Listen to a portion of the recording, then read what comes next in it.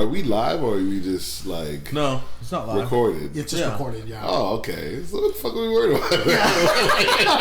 You can edit that shit out. I'll be like, you might have to edit that, dog. I'm not going to edit anything. I know you're not. We'll tell you we will, but... All right. That's not what's really going on. The only reason why we ever edit anything is if somehow, like, the mic doesn't work right, then we'll, like, cut out parts that are, like, just broken, so it's not... Garbage and shit. It's okay, dude. Well, we got a special guest today, Golden Warrior from the island! Pick up the island! Yo, when they used to call me pro golfer and shit, like when Gutex and Mike Ross called me out one time when they were doing cross counter. Why? I don't know. We were homies, so they just talk shit. They called me that, and then the pro golfer. What was his name? I think it was one pro golfer? I don't know, because they said I retired and I became like a pro golfer. And then somebody else called me Calm Warner on fucking on stream. And they were calling me that shit for a while. I was like, yo, these are Californians, yo. Fuck these motherfuckers. Calm Warner, dude. Yeah, Calm Warner, dude. That's respectful, actually. That's funny, dude. That's pretty funny. That's a good one, dude. I think I was fighting like either Ed Ma or somebody on fucking stream. One of those West Coast war zones or something like that. So it was Calm Warner. That's so sick, dude. Yeah, hold on, let me I forgot to turn my damn notifications off and shit. There you go. Good guy right here, dude. It's just like some people are just having their Twitter shit going off all day. Come on, bro. I don't even know where my phone is, dude. So it's right there. I'm sure.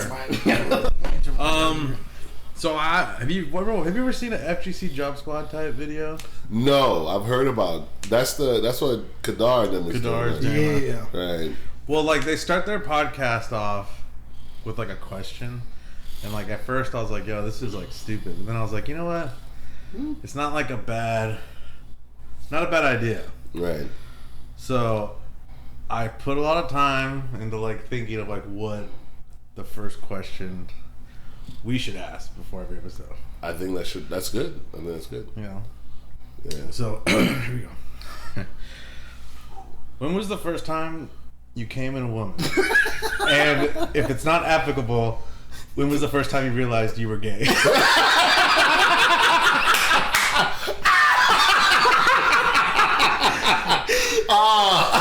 Yeah, and then, you're gonna have those fucked up people who are like, why did it have to be a human there? You know, I was like, what?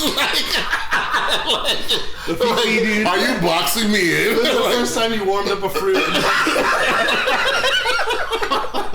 Like, bro, y'all fools. No, I don't know. I always try to make fun of that podcast every episode now because it's like, Are they doing a good job? I think so. I'm pretty sure Kadar's like paying people money to like it's like Cuddle Core. Like I don't even know who that is, but like apparently it's no, Cuddle Core's solid. She's like Rip and like all these like big time Tekken players and shit. I don't know how. I just watched that one recently, and I watched it. I think they do a good job. It's good. I like Pickle. I like Pickle a lot. He's Pickle. He should just take it over and like boot Kadar, dude. Like it'd be so much better. I kind of respect it because like I think Kadar's like he has to have something, right? You know, it's like he plays in these tournaments and like feels bad that he's not placing high. It's like let him have a podcast, dude. Let him like ask some questions, dude. I like it, dude. That's what we're doing. Yeah, it's like yo, give him the fucking participation trophy. Bro. Let him hold that. Let him feel dignified. That's fucked place, up, dude. man. Like, Nah, but here's the thing. Whenever I hear people say that shit, I'm not placing at tournaments. I take offense to that. Here's why. Fuck you, bro. How dare you come into the FGC? I don't give a fuck how good you are and think you're gonna come amongst a pantheon of motherfuckers that get beat up for years and then be like, yo, I'm a place. Who are you? Who are you? Bro, my sessions at the house with the homie, I will never forget. I lost 50-2 playing Soul Calibur. I never beat him in a set. Ever. You know what I'm saying? Who are you to go to a tournament and be like, yo, I'm mad because I ain't beat this fools. And everybody has a story similar to mine. Yeah. Who are you? I don't know, man. It's a weird entitlement thing. Yeah, bro. Like, I know. I hear that. Like I've heard. We've talked about it. The whole 0-2. Like we need to do something about this. Like, dude, there's nothing you can do about that. There's like this. The way that's set up is that someone's got to just lose and then lose again. It's almost an honor to go 0-2, right? It's like I'm fucking doing it for you guys, bro. This isn't for me. Like just donating to the pot. Yeah, dude. But it's cool though, because like in a tournament, it's like, you know, like that's what always drew me in was like, dude, I remember it was 2010. We were watching Evo and like the whole like Mike Ross getting top 8 and shit, and I was like, dude, why didn't we just go to this? You know? Yeah. And I was like, you could just enter this open tournament and play with like fucking people. You know what I mean? It's like, dude, like, why didn't we just go? And I was kind of like, fuck. I was like on fucking Saturday night, I was like, we should just drive down there. But you should like right now. You wouldn't have lost anything of it. I was like, we could make it there by Sunday and we could watch fucking top 8. It'd be sick. Versus the alternative of like sitting on my couch with my hand on my ass. Yeah, instead we stayed up till 5 in the morning and then drove to fucking Burger King and got Cine Minis. Yeah. Like right when they came out. Fresh as fuck. And then like, you know what I mean? And then went to bed and like woke up and like at noon and was just like, whoa, we're so cool. No one else is getting these kind of fucking losers, man. Yo, it's just, man, I don't know, man. Like, that's just life decisions that you look back, you're like, bro, missed opportunity and shit like that. And this, you just gotta hold that shit. You know what I mean? That's true. That is very true. You just gotta hold that shit. You can't regret that, dude. At least we were watching the stream. There was probably people that didn't know. I always thought that was the coolest part. It's like, at least we were in the know. There were so many people at that time that weren't even in the know. Yeah, well, at that point, it was super popular. It was getting like pretty. I mean, it was so popular. I don't even know how it was streamed. That I'd go to work with my fucking Evo tag on, and people would be like, "What the fuck is that?" You're such a loser. It's a Medal of Honor, right? If you only fucking knew, dude. Right. We went. Well, the first year we went was 2011. Mm-hmm. Me, you, Vincent, and Aaron. We drove out there. It was Aaron's birthday. He didn't even fucking tell us. It was weird. That was so strange, dude. That was a fun year too. I feel like every year Evo got worse and worse and worse. Maybe there was the one like 2014 was just a really fucked up. There was one in the middle that was definitely the worst. It was the one where. What do you base? All right. Before you go, and before you make that specific thing, when you say it was the worst, are you talking about the tournament? Are you talking about the vibe that the tournament had? Are you talking about after shit that went on around it? Like, what do you say the tournament? Like, what are you talking? Organization? Like, you know what I mean? What do you mean? Whole? Yeah, as a whole. Okay, that is a good question. From what I always based it off, I never thought of this before, but what I based it off was there anywhere to fucking sit down that wasn't just the concrete floor of that rant? You remember that year where there was not a single chair other than the ones that were for the gaming, like the sets? Right. That was it. And then it was on concrete. There wasn't even a little bit of carpet that helped your feet, like, kind of. I know that place you're talking about. It was like a place for like a concert or some shit. And it was like, and the bathrooms were on the outskirts. Dude, it was the most, and you had to walk like a mile from fucking. That was the worst year of all time. But it's crazy, and I know that what you're saying is real because it's all relative. Because I remember I was wearing like an Evo something shirt, like it was like the Tron like Evo 2011 shirt in an elevator. That orange one. No, that was 2012. Was the Tron one? Wasn't it the orange one or no? No, it was black and it was like gray, and it was all like Tron, like weird gold thin Tron lines, and it just said Evo. It was fucking sick. It was when Tron came out. Okay. Yeah. It was when that movie Tron came out. It was fucking sick. That movie was fucking sick. That's a good one. I know. Daft Punk and fucking Olivia Wilde, dude. She's so fucking hot, dude. And then and he was all like, "Oh, that's a cool shirt, man." I was like, "Oh yeah, you know, I usually bring it. I don't wear it like but once a year because you know, fuck, what the fuck. It's like getting all old now, so I don't try to fuck it up." And then and he's like, "Yeah, this Evo is pretty cool." I was all like, "Oh yeah, what other one?" He's like, "I went to I think it was 2016, which is the most fucked up year of all time." And I was all like, and he's like, "Dude." He's like, everyone always told me that Evo sucked, but it was like the first one I ever went to, and I thought it was like the coolest thing ever. And I was like, that one sucked ass, bro. I was like, that's the worst Evo ever. And he was like, but see, like, I thought it was badass, and I was like, that's cool, but like, you're wrong. that's like a dude eating like gas station sushi for the first time. Like, yo, this man, Cali sushi's bomb, dude. And we're all looking at him like, yo, those tamagos aren't even real, dog. Yeah, like, what the fuck? Like, shit. That's true. That is them fish eggs ain't real, bro. Like, what the fuck are you talking about? Like, you know what I mean? And it's true, bro. It's real. It's all relative. Yeah. He was like hell-bent. That was the greatest Evo ever, and I was like, I mean, but it's weird because like that first year we went had the most fun, and we didn't even go with anyone. Yeah, it was just us, and we knew Jason and Richard kind of, and we saw them, and we were like, hi. Right. And that was it. That was it. There was no salty sweets. But it was almost my favorite year. Dude. It was almost my favorite year. Yeah, we were like sleeping in the stairwell at the fucking Imperial Palace. Before it was the quad, before it was like... Really? Yeah. Hash a go-go. We like didn't even have a room. It was so ghetto, dude. It was so bad. And but it was like the most fun we had, I swear. And then the next year we actually knew people. And we had like almost more fun, but it almost wasn't as hype as that. Because like, dude, there was anything goes. Right. In 2011, it was still like you could storm the stage. Like the firefighters hadn't come in yet and started ruining everything and shit. Bro, like that was so wild. I remember there was an Evo. I don't remember what year it was. It might have been between 2009 and 2010, where these motherfuckers from NorCal stormed the stage, took their shirt off, and was running around. Now I'm trying to figure out if that was them trying to pay homage to the fucking, you know that shit that outed Wiz to the little fucking the pool, because a lot of those dudes took their shirt off and ran on stage. I didn't know game that back then, but I'm looking at it, I'm like, because me and my East Coast dudes were like, yo, that's some weirdo shit, bro. Like, why the fuck are you running across the stage with your shirt off? It's like a golf land, like fucking reference, right? You know what I mean? So, but it was a bunch of like NorCal dudes that were doing. Those were the good old days, right? But it was still hype. It was hype, but it was weird. The good old days, dude. When he was still around, dude, that was like, wow. Yo, Rico's for real trying to get me canceled this morning, right? Let's be honest, bro. That shit was such a little boy. No. I'm not talking about that. I mean, we can separate the art and the artist, right? Right.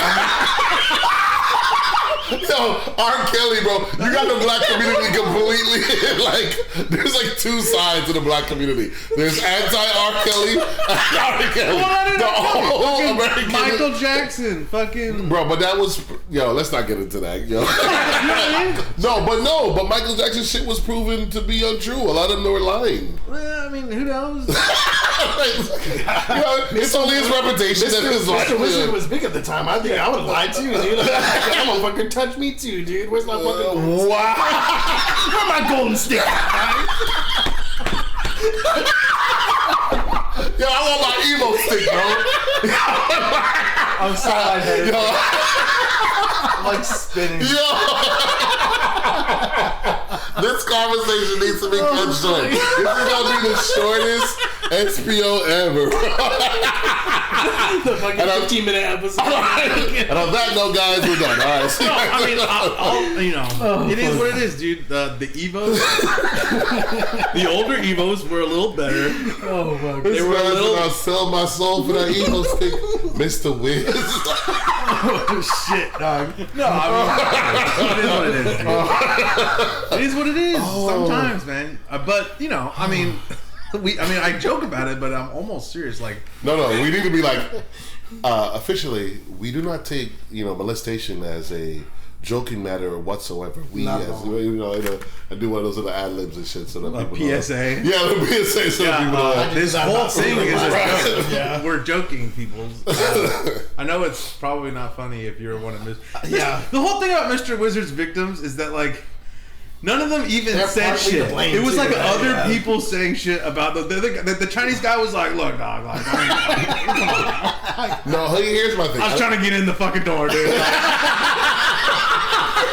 I dipped my toes in, dog. I thought people would know. No. But you know what I mean? Like, I swear, the biggest deals that got made about that shit were just like outside people. We don't need to talk about this. David doesn't want to get fucking blown up by it. No, I'll say this one thing. this is one thing I'll say about like this. Poisoning your right. Like we can circle back around to it because I figured that I'll be able to speak my piece here, right? Men don't report sexual abuse. No. True. Let's be real about that shit. That's 100% true. What is it? I've been sexually assaulted by women. Is it like 10, never talked about it. 10% or less? Probably fucking 5 or 3. Right. Yeah. Or even like, Ernie the crazy uncle or fucking. You get what I'm saying? Yeah. It's like, dude, fuck this shit. I don't want to say anything. Bro, like, we don't talk about this shit. We internalize it and then it does its own damage and you become an asshole. Yeah. Right? And it's just like... Or you get the vampire bite and then you start fucking doing that shit to other kids, dude. And it's just like... I mean, we're not trying to talk about the Catholic faith. Cycle of hatred, dude. Yeah, it's real. So, like, that shit is crazy. But, you know what I mean? It happens to people. And then... It definitely does. And then you don't talk about it. It festers up. And, you know what I mean? You let somebody like Wiz go for so long. And it gives them power. Right? And, like... Because you have to be a certain type of asshole to own a certain company. Like Evo was like $1 million company. You know that, right? Or is it? Yeah. You know what I mean? So like, Evo was making money, and so you got to be a certain type of person to get there, bro. You know how many bullshit we've heard over the years? SRK conversation where they're like, yo, Wiz is this person. Like they always loved the brothers, but Wiz was an asshole to deal with. Mm-hmm. That's what it was. But Wiz was the business component of Evo that made Evo grow so big. You're talking about the Cannon brothers. Yeah, the Cannon brothers. Tom and whatever the other one name is. The other guy's cool, dude. Yeah. So, like, you know what I mean? Cool. Everybody knew from back in the SRK days, bro, everybody would always say, yo, Wiz a fucking asshole to deal with, bro. Everybody always said that shit. And it was just common knowledge for us. All the OGs, because you see the thing is, my triple OGs, bro, were on first name basis with those dudes. Like, we sitting here, these dudes knew Tom and Wiz and all them motherfuckers from they were kids. Mm-hmm. Yeah. So, like, the dudes that put me on the game knew them. So, it was kind of like me looking up to a dude like that and being like, yo, you're my homies, homie. Yo, fuck you. Like, you know what I mean? I don't give a fuck. I've never been in, like, fandom of any of these dudes, right? Mm-hmm. So, it was just... That's kind of weird. How so? The fandom thing. It is. People... I mean, don't get me wrong, like... At first, I was a little like mind fucked. Like when I first like met Kyle Please or someone, I was like, "Oh, yeah. I need to get a picture with Kyle." You're sweating a little bit. You're like, "Fuck, dog!" Like, no, these fools burnt me out on Kyle Please the first year. Notice me. They're like, "Isn't this girl hot?" I was like, "Yeah, dude, that girl's hot as fuck." They're like, "That girl's a guy, dog." I was like, "What?" Like, I was so mind fucked by that, dude. That was crazy. I mean, look, she's you know hot, what? Dude. No, I had a friend at work that she's like hot, dude. knows. What can we do? You know, and like I was told him if I can get a pic of this girl, I'm gonna show her to you. I came home one year and brought it to work and was like, "Yo, check this chick out." He lost it. He's like, "How is she so thin, dude?" I was like, "Bro, yeah." He's like, "Yeah, she would have got so many people, bro." Like, those businessmen at the end of the day, we were just all laughing. We're like, "Damn, mad dog." Respect, Kyle. Yeah, mad respect, dude. Hot as shit. Oh man, dude. I've never met her, so I oh really? I got a picture with her. I'll show you. Good times, dude. Or even like Brandon getting all chummed up with like fucking Juice Box, April Box guys are like. At one point, so I kind of understood it because I didn't think I like thought of them as like a basketball star or a football star, but it is someone who has like skill in a character you like, or so you're like, yo, dog, mad respect, like keep it up, kind of shit. It was never like I was like, oh my god, you know. Do the dance. Can I fucking do the dance with you? Like, just start jerking and shit. Like, yeah, you know, like, yeah. It was just like, yo, dog, let me get a picture, dude. You know, like, to me, it was something cool. You know what I mean? I just got over it so fast. Yeah, I think after that year, that was the last picture I ever took. Wow, man. I felt like a fucking nerd doing it. I was like, I'm never going to do that shit again, dude. So, so you're saying that the way that your fandom made you feel vulnerable made you uncomfortable, so you never did it again? Is that what you're saying? No. Well...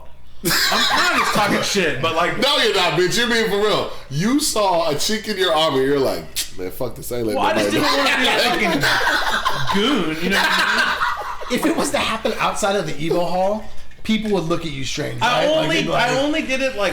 I swear to... I mean, honest to God. On God, I only ever did that shit like maybe 2 or 3 times in my whole career. Like, because I met cool people like right away. Like, because at Evo 2011, it was like... it was all inclusive. I remember sitting there and like, you know, like just you somehow wind up in a conversation with like Henry Sen and fucking and who's the guy that passed away? Fuck. Oh, Flash G? No. The fuck. No, not Flash G.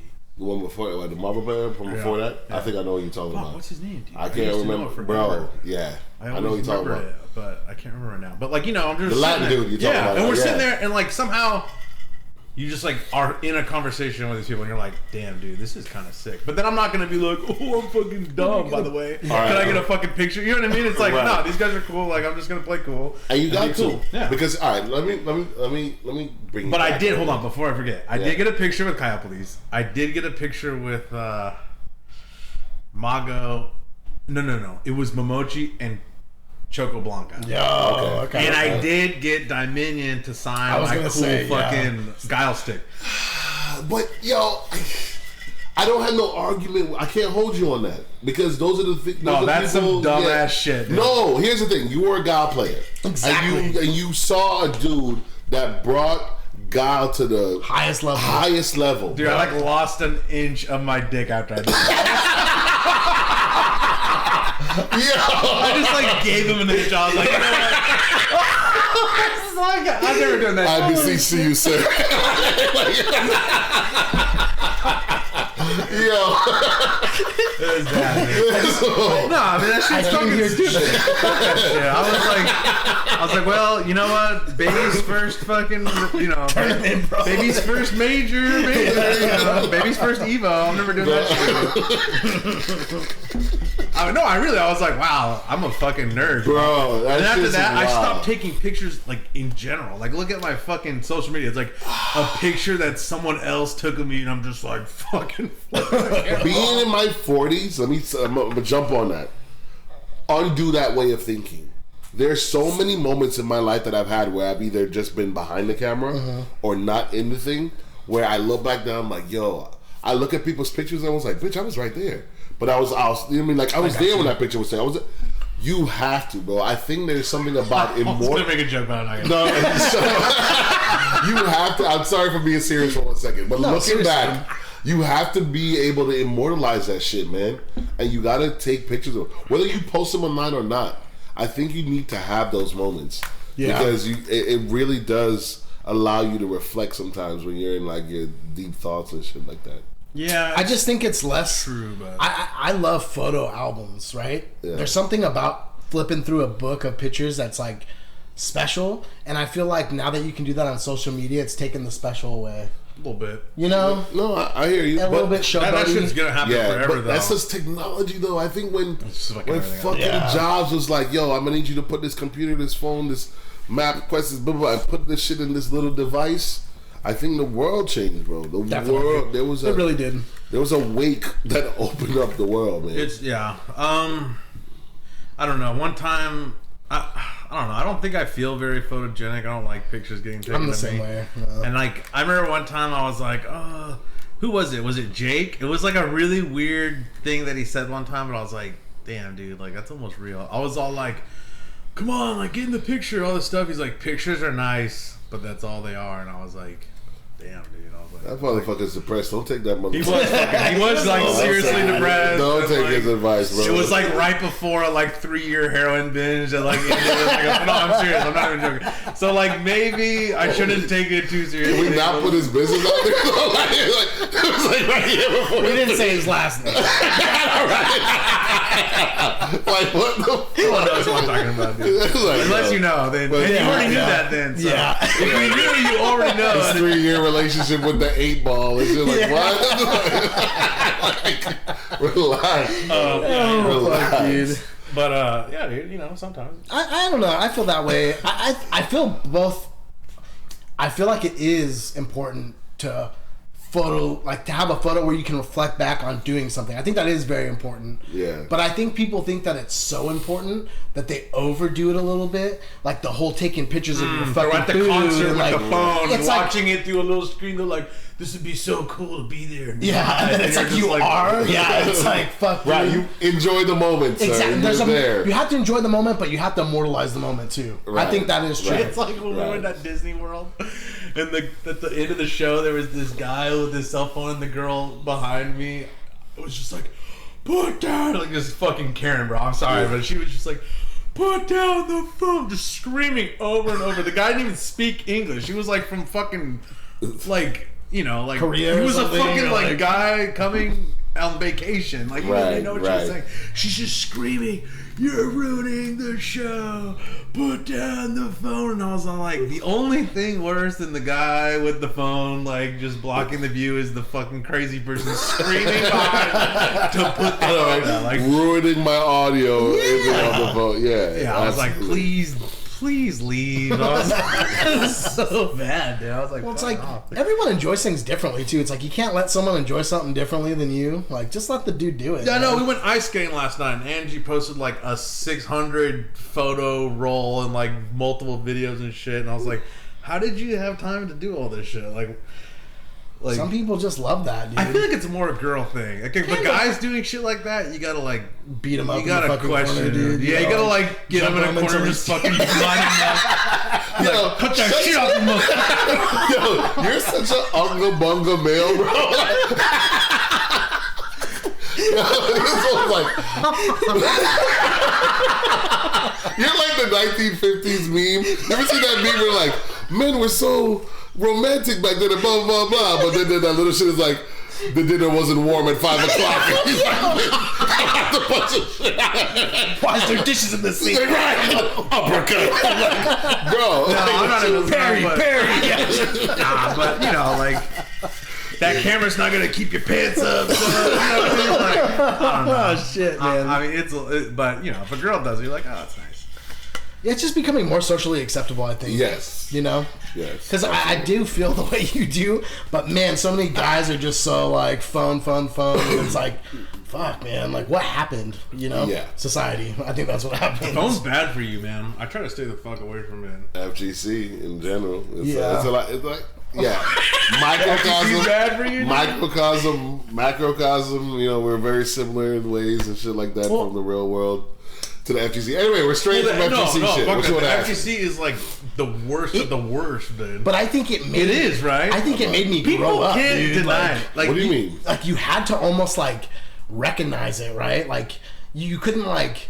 You knew it wasn't normal. You knew it wasn't like a good thing, but it was still fun, and like it just made me grow up. I don't know. Being in the FGC, I think. Well, because you're around older men. Well, there's those stuff guys, talked right? about. There's like the cool old heads, and then there's like the fucking young stinky ones, and you're just like, what the fuck is going on right now? Like, I was a young stinky one, dog, and we didn't smell like shit. Dude, the first Eagle we went to, we were 20 or 21 years old already. Yeah, I know. That's what trips me out. He didn't smell fucking what? No, that was like the shit. It don't smell like shit. What the fuck are you talking about? And we weren't young. We were like 21 years old. We rode the Evo. We were just like trying to fucking bang girls and shit. It was bad. They were like, there's all these like the hottest girls here, like fucking. No, I'm not gonna say anything. You know, I was like, you know. What you worried about saying? What? What you worried about saying? I mean, trying to bag what? I was like, I'm just like chasing Kyle Police around. I'm like, no. Notice me, senpai. Yeah, I mean, come on, man. What are we doing? We still got to get back to this whole fandom conversation too. Which holy shit? You know what? Not the wizard one. The one where you reference like, why do we do it? Like, I think a part of why are we fans of players or people in the community and shit like that, or like. Well, it's almost not even a real thing anymore. I feel like, well, not for me. I don't even know who the people are anymore. Here's the thing. No, did you see You're disconnected. Hold on, stop. Right. Okay, yeah, you're right. But like, you're right? But I don't know if it's the pandemic or it probably the pandemic and not being any tournaments. Mm-hmm. Because I watched this like Red Bull Kumite thing, and I didn't know who anyone was except for Problem X, dude. Problem X was the only person that I fucking recognized out of the whole group. And there was like this big bit with this fucking guy had these like pictures of people, and he kept holding up this picture of someone I've never seen before after he beat him and then ripped him up, and I'm like, what the fuck? Who are these people? And then and the last one was like Brian F. And I'm like, who the fuck? I don't even know who these people are. And I was like, they just look like people that Richard beat pools a couple of times. And they were. I was freaking out about it. I was like, where's Titswood and fucking Stink Eyes and like fucking where's Snake Eyes? Where's Snake Eyes? Right. Yeah. Where's Titswood, dude? Where's Driftwood? Where's the good shit guy, dude? Weirdo? Like, you know what I mean? It's like, I'm just. Where's Smelly On, dude? Like, what's going on, bro? Like, where's Skeet Sonic? That's the one person I've been asking for years. Who's fucking Ryan F, dude? I'm sorry. Like, it's an unforgettable face. Ryan F is the guy that wins on accident, man. He's the right place, right time player. You know what? I'm gonna keep it a buck with you. You know who he is? Of course I know who he is. What he used the to come fuck to is going on? I've known who he was for years. There's a can. No, but he's one of the new white faces of the FGC. What the fuck does that mean? And that's exactly what it What if means. you were winning tournaments and I said he's one of the new black faces of the... I would not take offense to it. Okay. Stop for a second. All right, bro. Stop for a second. Hear me out. You just like set us up to turn this into some like racial shit. Yes, exactly. Check me out. When we're playing in the FGC, here's the thing. I'm so glad I'm having this conversation with you because I wouldn't feel comfortable having it with anybody else, right? Or any other people within, especially in the SD FGC. Okay. Most of y'all have done research and know who players are from different areas and regions. You kind of know. You are more West Coast and whatever, but there's some people in the FGC, like, I'm not talking like Cody or Don or all the fucking WL. I'm talking about the new generation of motherfuckers that don't really know nobody unless their name is big. But think about it. If you think about the top players in the FGC and who is great, the most people bring up is Asian names. Whether they're American or fucking from actually East Asian country. It's like Daigo, it's Romochi, it's Tokido, Justin Wong. They used to bring up Air. They used to bring up all these other people, and they were white. There wasn't a lot of black people. There was maybe what happened to Infiltration, dog? Infiltration. You know what I mean? He got canceled. I know. Like, fucking. Didn't he like smack his girl or some shit? And then he had that tournament that was supposed to be like Sean Connery, right? He's like, every once in a while you have to smack him. Have you ever seen the interview where he's like on fucking, he's like on Dateline, he's like Sean Connery or Infiltration? No, he was like on some fucking like some like it was like Nancy Drew or some shit. Who? Sean Connery. And he was like, sometimes you gotta smack a bitch? Yeah, no, they were like, what do you have to say about your ex-wife saying that you used to like beat her? And he's just like, well, women don't listen sometimes. Losers always want about their best. He's like, every once in a while. I can't believe you just said that. That was just go home and fuck. Right. Oh, but it's like every once in a while. No, it's crazy. People think I'm fucking lying, but dude, look at Sean Connery straight up. He was a savage, bro. Like, you gotta pop him every once in a while. Like, just. Bro, but what was an were we just talking about? 1950s. Yo, my food ain't bro. Come home, feel the back of the TV. Like, why's the TV on, dude? They're like, what? No. You're supposed to be cooking dinner, dude. The tube's hot. Yo, we're not talking about, oh my god, y'all motherfuckers are about to get me. This shit's about to be a wrap for me. Like, man. Yo, I'm gonna be working, that nigga's like, dog, I'm gonna need you to go ahead and I'm gonna need you to log out. You need to vacate. Right now. Walk fast. Just go ahead and log out. Don't act like your employers know what I do. You never know, man. Bro, honestly, you never know. You're incognito right now, dude. Your eyes are shaded by the brim of your cap. They can't prove it's you, dude. No, for real, I can be like, full of Shaggy. Have you ever seen wear a New York hat camo in my life? You like burned that hat after me. What is this? Vintage? That's a shit. What the fuck? Oh my god. It's getting hot in here. Here, let me turn the air on. This is a fucking badass episode. Yeah. No. Wow. I know. I've heard. No, but like, let me get back to what I was saying, man. Like, so yeah, bro. I would be glad to be amongst the the black greats, because there's only a few of them. There's Problem X, IDOM, Pug. Who's the guy that interviews on Street League? Not Tasty Steve. The one that he plays Brian F all the time. Oh, Rob? I think Rob TV, yeah. Man, Rob, no. Is he he's not a big player, is he? He is. Listen, I have no problems. Rob TV's a skilled person.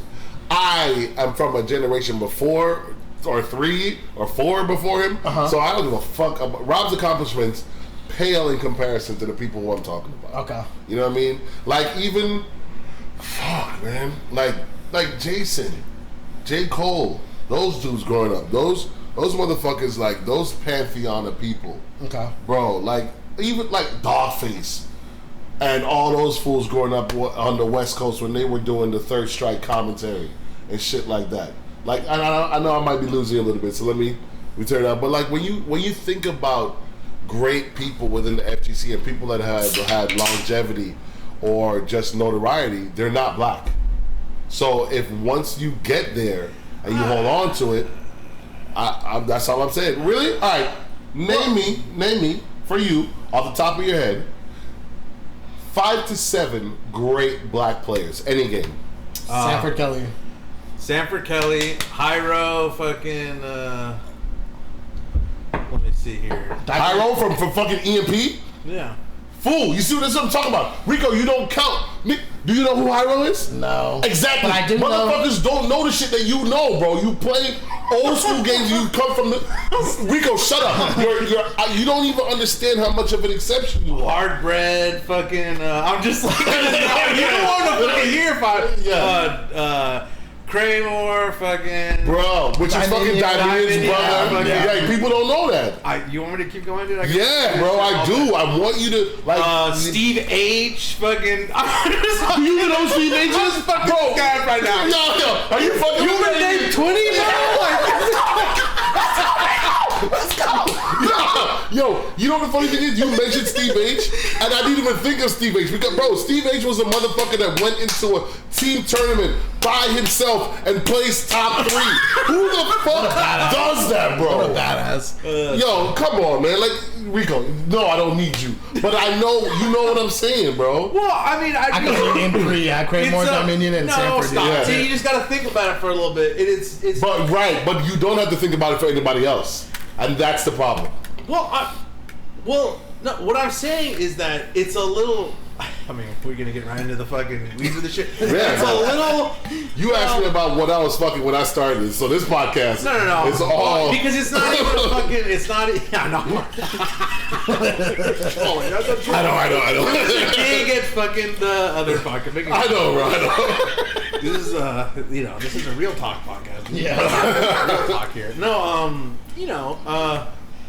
it's just kind of weird that it's like,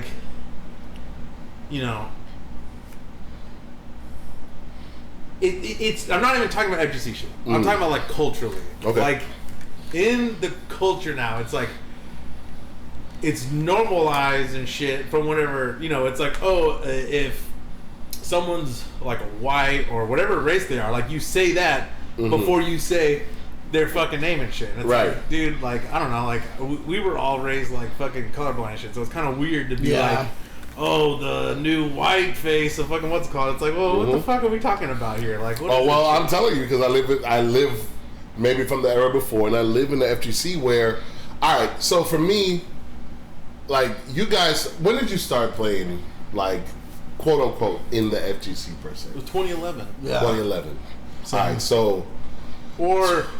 Maybe a little bit the first before tournament I that. went to was 2010. Yeah. Okay. But like big time, like going to majors and shit was 2011. Okay. But like, all right, let me ask you this. Like, first time in the FGC, and let's dig down a little deeper. Let's say Box Arena, we started going in 2010. Okay. What about SRK and my SRK I had from 2010. I would say about the same, yeah. Like we Because like, we started watching play it on the games and break. shit, but honestly, we were we always played fighting games and shit, but it wasn't till that year 2010. Like I missed the first whole year of Street Fighter 4 being out. We played it, right? But it wasn't like oh my god, right? This is like we got to start going to tournaments and doing this shit for real. Like I don't remember the first time we ever I don't remember. Vincent would probably have a better recollection. I think so. So that's the thing, right? You're like, But it was weird because we were playing Third Strike on PS2 and like fucking hoary rap ones and shit like before fucking Street Fighter 4 even came out. So it's kind of weird that like we just like totally shit the bed when Street Fighter 4 came out. We were like, we bought arcade sticks and everything. It was fucking stupid. right? That's we had just, that like, Blaze Blue stick. Remember We just that fucking shit? like hate it. I mean, honestly, Street Fighter 4 when it first came out, I was like, yo, Guile sucks. This game's stupid. Like, fuck this shit. I didn't like it either. But don't let me forget to get back to the reference I was about to make. I didn't like Street Fighter 4 either. I remember Street Fighter 4 looked very slow to me at first, and then I saw a Bison versus what was that French guy's name? The grappler. A player? Or Yeah, the character in the game. A French grappler. You're Yeah. talking about Abel? Yes, Abel. Oh shit! Okay, I was like, So, he is French. okay, my bad. Details matter to me. I work in that industry. So, like, I thought you were talking about a player. Oh, no, I was like, no. what the fuck are you talking about? I saw a match versus Abel and Bison, and the footsies were real close at first, and I was like, God damn, up close, this game is fast as fuck, right? So, I saw a roundhouse fly here, a roll, a grab, and I was like, It's fast. But when I first saw it, I thought it was slow. Bison's roundhouse is like 5 frames or something. That shit is a menace, bro. dude. Like, That shit is the real terrorist, Yeah. bro. It's fucking crazy. Yeah. Don't move forward. Oh, Wow. yeah. Don't not hold back. Just pop. Yo, that Fucking shit was crazy. so dumb. For sure. That shit was and then you dumb. saw kind of how fast it really was. Huh? Yeah. And then it became a little bit more enjoyable. And then, oh my God, it took off. Yeah. But then the unblockable shit made me lose the taste for it. You know what I mean? Matchups were a real deal in that game. Yeah, that is Matchups true. were a real deal in that game. That shit was fun for me for a very long time. So They usually are, though. They What? usually are. games? Matchups are usually a big deal. Yeah, and then you learn to master them and then they become fun and so Yeah. on and so forth. So but It's almost like now they try to like take that a little bit out of the game a little bit. I think the game has become very character cookie cutter. Like Okay. they're all built like not having an invincible DP for me pisses me off. I'm not saying every character should have an invincible DP, but when you make nobody have an invincible DP unless they're gonna burn meter, that shit is cookie cutter as fuck. It loses the imagination. Me and Jason and Red were playing Last Blade 2 the other day. Dog, that game has so much fucking shit in it. Continued combo. You custom talking about combo. J-Smack? Yeah. Nice. You know what I He's good at that mean? Fucking Jason's ridiculous in all the bowl games. Yeah, he's fucking good at That's that sick, shit. Fucking bitch, bro. Like, you be like, Jason be like talking shit in your Does he ear. play like Hibiki or whatever? Yeah, bro, he plays everybody, bro. He plays the whole class. Like, just doing all these fucking continued combos and doing OTGs and shit. And, like, this shit is crazy. Yeah, Jason's But, badass. like, we're playing the game, and there was so much imagination in the game.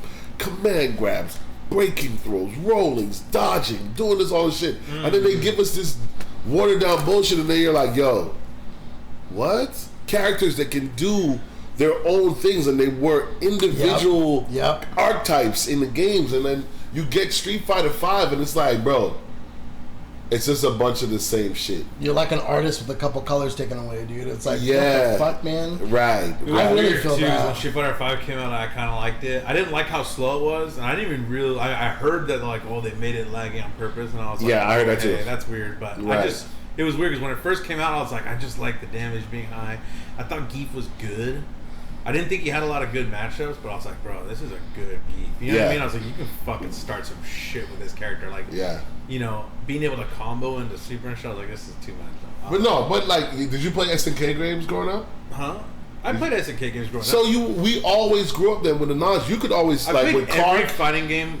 Yeah, ever, pretty much. exactly, bro. Clark and Ralph were the shit. Fuck if I yeah. fear sprint Fuck you yeah, and then dog. command grab and then set up into some shit, yeah. you could. So I always thought Street Fighter was limited in that regard, where you couldn't combo into command grabs. Definitely. So like, and now they do it now. Like, I think there's a V trigger. Sometimes you can. No, you can do it now. Yeah. There's a V trigger set up for whatever that But fucking in Street girl's Fighter, name you're is. right. Like, command grabs usually aren't. Command grabs shouldn't. Well, I don't know. It's That's a Street different Fighter. type of character. That's a different. Yeah. Like a guy that can like hit you and combo into a grab. Like that's kind of. It's like a hit grab. It's not like a command grab. Like these dudes had real command grabs. Most of the time, combo into. it's. I think Saddam was the first character that you'd like cancel moves into SPD. Right. But it wasn't a combo, but it would like cancel and it would set up the timing better than a regular one. Oh wow! Like so, you'd like do like a standing medium kick, cancel into slash, or you standing medium kick, cancel into SPD, and like otherwise the SPD would come out like super slow. But like I think that was the first time they ever did something like that. Street Fighter usually is not like that. You mean like a carry cancel, some sort of the move? No, like right? like you cancel a grab and it actually like works. Because like if you jab, like I think technically you might be able to like cancel an SPD from a move, but it will never land. Right. Because they're in block stun. So Right. like, you know, it would be a fuck up. You got to time it like a tick. You know, got to time it. Yeah. You got to time it. So like, in KOF is like they'll have characters like that big Goro guy or whatever. Yeah. He go like boom boom and then grab you like Right. a 3-hit combo or something. You're like, Yeah. what the fuck? Like this is crazy. That And shit it's like was yeah, what it Street Fighter was. usually didn't have that shit. That yeah, it was limited Like in totally its imagination. different, totally Yes. different type. Absolutely Yeah. limited in its ability to do certain things. Absolutely agree. No comments. No comments about that shit whatsoever. I agree. So Street Fighter games suck. What we're talking about? You're saying that when did we start playing? It was 20. Right. When y'all started playing, it was like 2010, 2011. 2011-ish. Right. So you gotta understand, bro. I've been in the FJ because we were talking about racing, like the people that are in the limelight versus the people that are not. You know what I mean? And you knew a lot of the names that I cherished growing up. You gotta understand. I've been in the FGC. So I started playing video games when I was 18, 19. So you're talking about that was, that's 98, 99. You know what I mean? Got into the FGC a little bit shortly after my son was born, which is 2002. Oh wow! You understand what I'm saying? Like, so I've seen a lot of these people like come up, and like I've seen them be great for a long time. Like when you mentioned Ski Sonic, bro, you gotta understand. Like I knew Ski personally from going to final round and shit and being on the East Coast, So and like badass. before he even got on the mic. You know what I mean? But like you hear like what you know about B More Chun? B More Chun. See, that's the thing. If I go to the East Coast and I'd be like, yo, B More Chun, like I told a story on one of the Twitter thing, like I fucked around and put B More Chun in a tournament against PR Rog in Street Fighter Cross Tekken. And everybody know Rog is nice or whatever. Rog came to me after the tournament and was like, yo, why the fuck did you put B More Chun in my goddamn pool, bro?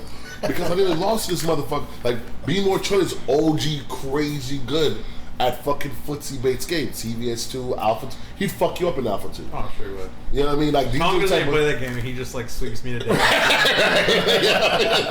You know what I mean? Like, It's so bad, these dude. are the dudes that I'm So talking bad. about. Like, where people you don't hear about them, but they're like, bro, like, why is that? You know what I mean? And their skill levels are really, really high. So it's to me, it's just like, yeah, bro, yeah, I'd be honored to be put in these names. But anyway, if we did that, let's do it. We don't want to turn it into a race shit, but it is something where it is more prevalent to see people like Sajam and David and fucking James Chan and motherfuckers like that in front of your screens and working with these companies than Steve Harrison and all these other people that have been here long, put in the same amount of work, can articulate themselves, and they don't get as much opportunities. Well, I don't know if you know. I think most cool older people would be like, I don't want shit. that fucking I they're don't want not- that stupid ass nah. job, dude.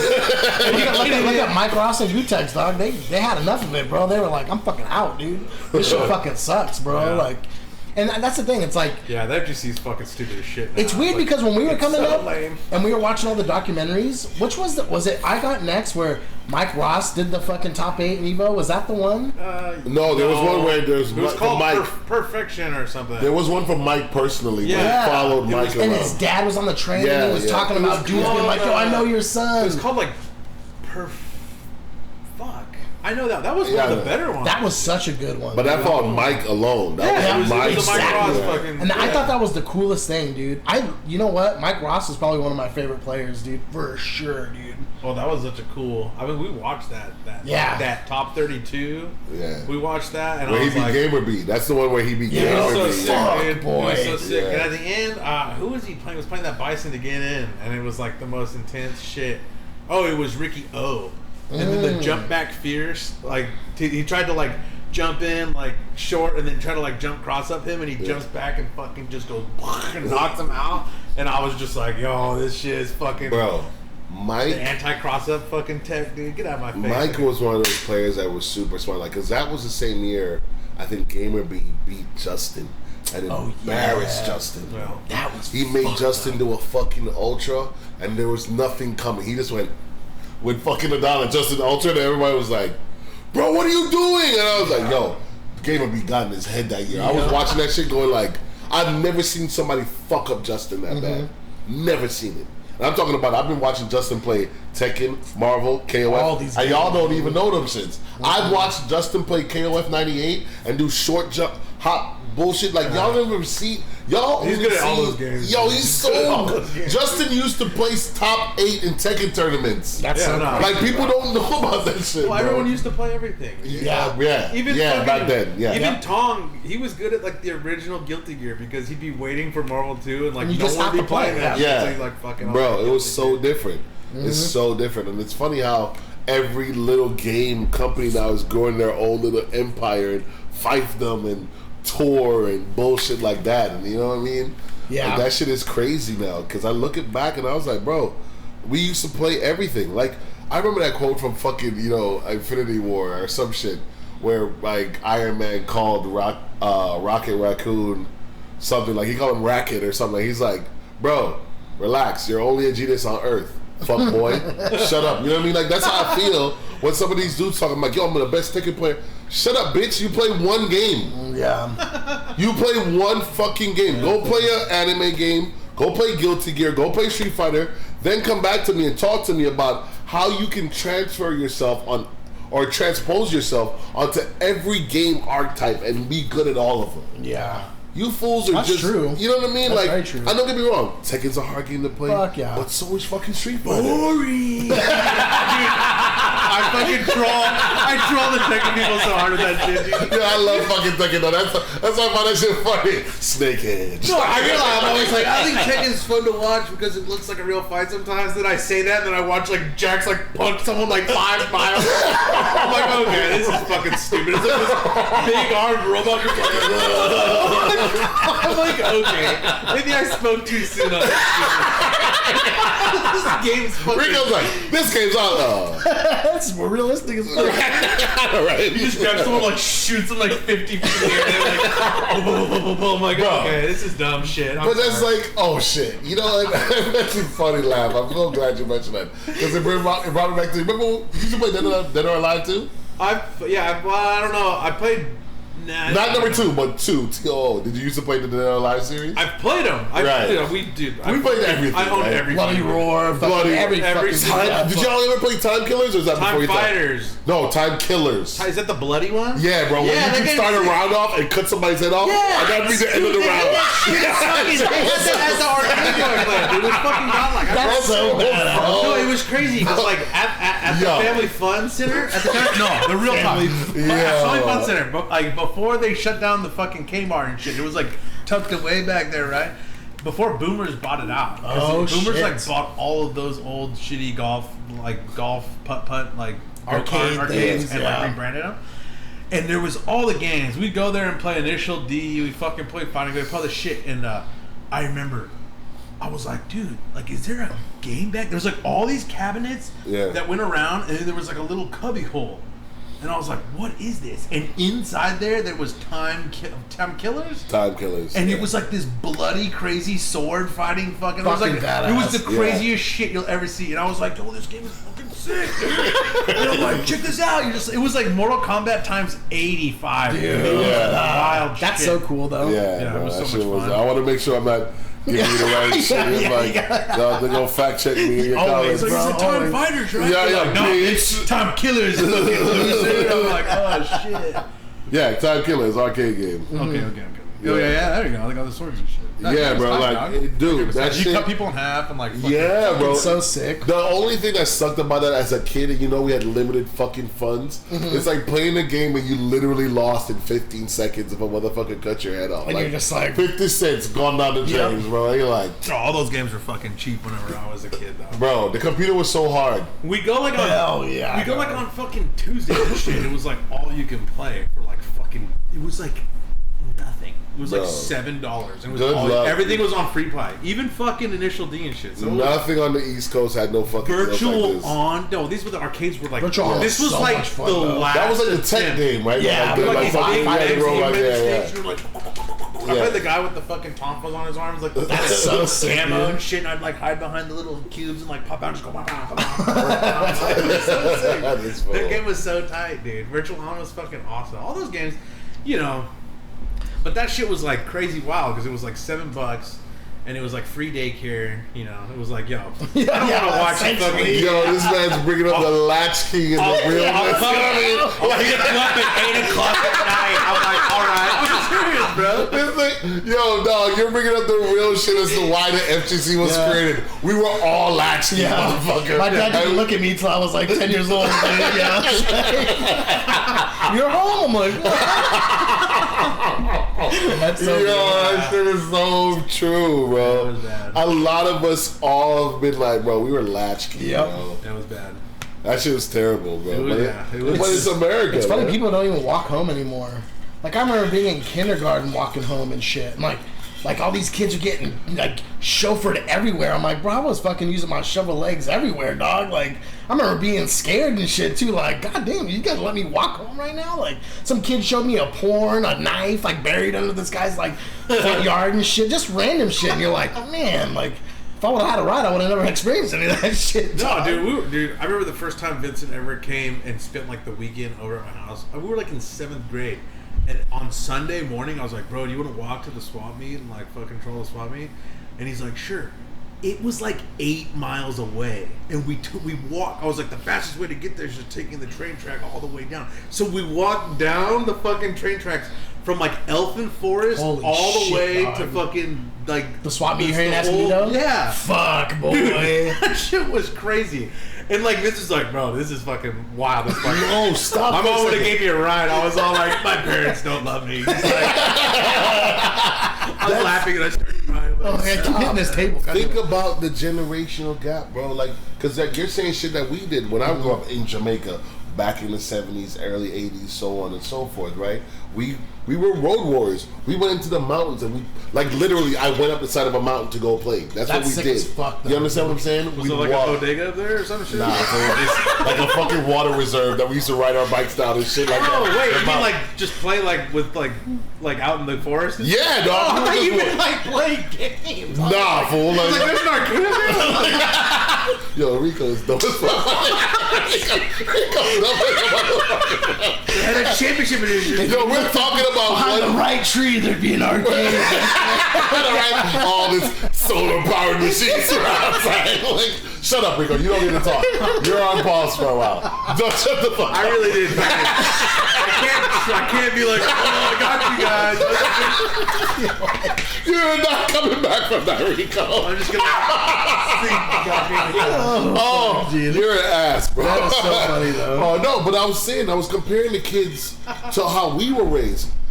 And they have so many anxieties and disorders. Bro, and so I say shit. that, but I'm kind of changing. I'm a little mindfucked now. Why? Because my mom is like, kind of lost her mind again. This is like, I don't know how many times she's done, like 3 times, maybe 4. And she's like so anxiety ridden and like insane. Make a little kid these days look like they got their fucking life together, and they're like well on their way to like being COO of a company. I'm like fucking, you know what I mean? Right, like yeah. no, dude, like Right, And right. I'm just like, you were raised in like the 60s and shit. You were born in like 1954. Right. So like there wasn't a fucking cell phone you could blame this anxiety on. It just came out of nowhere.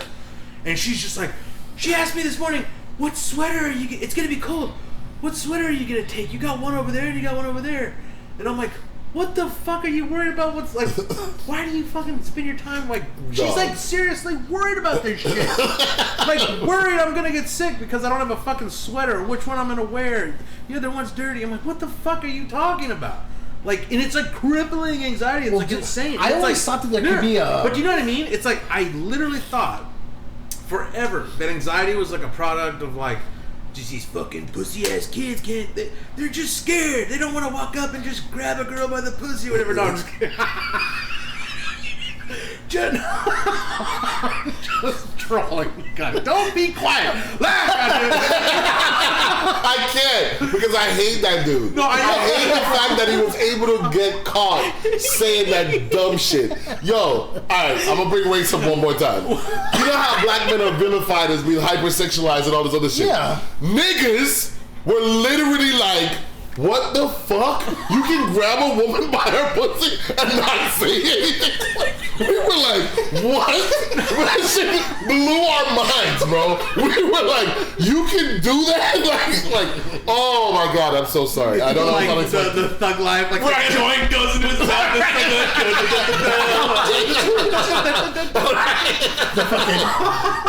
The Grand Theft Auto fucking like mission complete. I'm like, bro, I have never. That was the wildest shit I've ever heard in my life. The entire black community was like, no, but do you know what I mean? Though, like, so I'm sitting there like, oh, these kids are fucking scared. Like, get off the fucking internet, get off your phone. And like, I think that is a factor. I'm not saying that it's not, but it definitely tripped me out whenever I noticed that someone who should, you know, none of those markers that you attribute a kid having like bad social anxiety based on their environment, like too much internet, they got given an iPad when they were a baby and they've just been fucked up their whole life.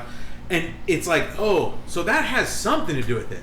But I don't think it has everything to do with it. Because if you can have a little fucking chemical imbalance that would make a super normal person turn into like scared of the fucking clouds in the sky, like anxious, it's like there's something else going on. I'm not saying, but here you there's a little something else going on. There could be there's so many variations and so many different factors that create. I'm also not like a psychologist or anything. Right. So I really don't know. I get it. But it's like, a little like you know. But here's what I'm saying.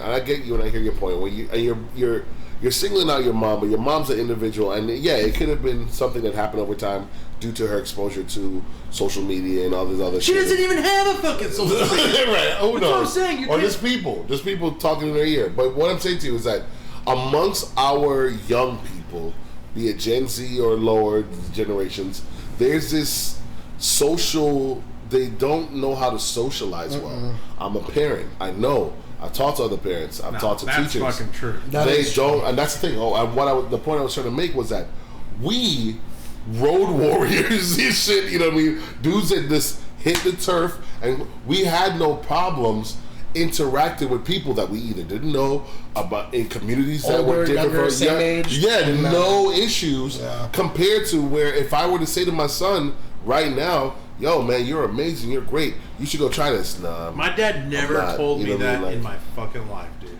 Right. No one has, in my entire life, not once did anyone ever say good job or like, oh, I'm fucking proud of you or anything. Like that shit just wasn't. That's you have good. to. I'm sorry to hear it was that. No. Sorry, it was bro. expected of you to like be. Yeah, it was like, understood. It was like, understood. You were thanks. so. You know, but it's that's like, not like, hey, there's up. fucking 18 horses out there. Like, you're 12 years old. Like, it's 8 o'clock. You haven't fed him yet. Like, go out in the dark and be scared the whole time. Like, running back and forth. Just you fucking think there's like a werewolf out there. So, you know what I mean? It's like, what the fuck, bitch? Like, clean the fucking water troughs while you're at it. Like, dump them all and like scrub them and fucking fill them back up. I'm out there like till 10:30. And like, yeah, no, it's like it was a totally different thing. It wasn't like, oh, good job, kid. Like, oh, fucking dude, fuck that shit, dude. Like, I mean, granted, it might be good for a kid to hear that shit once in a while, but like, you can be perfectly fine just by being ignored. Yeah, like, look at us, dude. I know how to walk the fastest way from Elfin Forest. But my son can do that shit too. But you know how you do it with Google? There's a faster way. Look, it'll only take 22 minutes. Right. Like there's a right. The fastest way. Yeah, right, Rico. Yeah, right.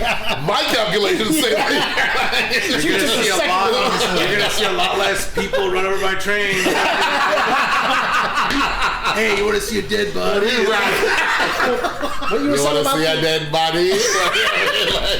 What you were saying about anxiety, I think honestly, it's been used as a scapegoat for so many things for parents that might not be in their children's lives a lot. Well, he has anxiety. That's why he is as fucked up the way he is. Right. It's like a scapegoat. I do think there's a chemical imbalance. I do think people are affected by it. I just think that there's so many people that are using it as a blanket to I have anxiety. That's why, like, I can't go to work without smoking weed. I have anxiety. It's like, what the fuck, bro? You know, it's like you've never experienced anything in life. Like we had the poetry shop now, bro. This dude, this is the real talk, you know what I mean? This dude, I just feel that way a lot because a lot of peers that I have anxiety. Oh, I'm crippling anxiety. It's like, what have you gone through that I haven't? How am I okay? Like, you know what I mean? I've always been like blessed, that. bro. I Don't have like a fucking that. iron I mean, bro. No, like, I honestly, I've always I lost felt my like, mom at a young age, never met my real dad. I've had real crippling things that you could really be like in a room fucking huddled up like, you know what I mean? So it's like, when people are coming to me like, I had to smoke cigarettes at fucking 10 years old because I couldn't wear a spaghetti strap or something. You're like, that's not even bad. Like, you know, it's like, what's going on with the world? It's weird, dude. It's Let weird. me share something with but you. some Real people good. just, they're fucking, they're so... My roommate is a widower. He's a widower, and he's his kids, I think, lost their mom at like 6 and 9, so they're a baby. But I remember him sharing this one story with me, where the eldest boy was at school, and the eldest boy's like classmate was crying over some pencils and shit, and he was having a conversation with him, and his son looked at him and he's like, "Dad, the fuck is he crying over? He's crying over pencils, bro." You know what and that hurt me because I knew that Toby understand some real shit that he shouldn't have understood at 9. Age, yeah. I've lost my mother, bitch. Shut the fuck up about your pencil. Bro. Yeah. You know what it is, though, right? What's that? The worst thing that ever happens to you is the worst thing that ever happens to you. Yeah. So, like... Yeah. That pencil could have been the worst thing to him. Right? I missed that. Thank you for clearing that up. Yeah. But shut the fuck up about your pencil anyway, bitch. No, but I get it. Their I get experience is, like, real. And, like, Right. it might be, like, pathetic and, like... in the grand scheme of things. Yeah, it's like... but, like, that might be the worst thing that ever happened. Yeah, right. And you're just like, wow, you must be fucking the luckiest. Right. Tommy was looking at him like, bitch, if you don't know how lucky you are right now, I can't talk to my mom, bitch. Yeah. No, You're like, no, yeah, that shut fucking up, like, girl crying outside the fucking like dance, whatever. It's like, he didn't talk to me, and you're just like, what the fuck, dude? Like, I ate cottage cheese for dinner. Like, Chris Rock made a fucking joke about that, talking about kids in this generation, like, they go to work and they mentally break down because their boss didn't say hi to them this morning. Bitch, he's like, try getting kicked downstairs, bitch. Internet bullying is not bullying. Like, he was like, I got kicked downstairs. I was like, God damn it. Like, it is.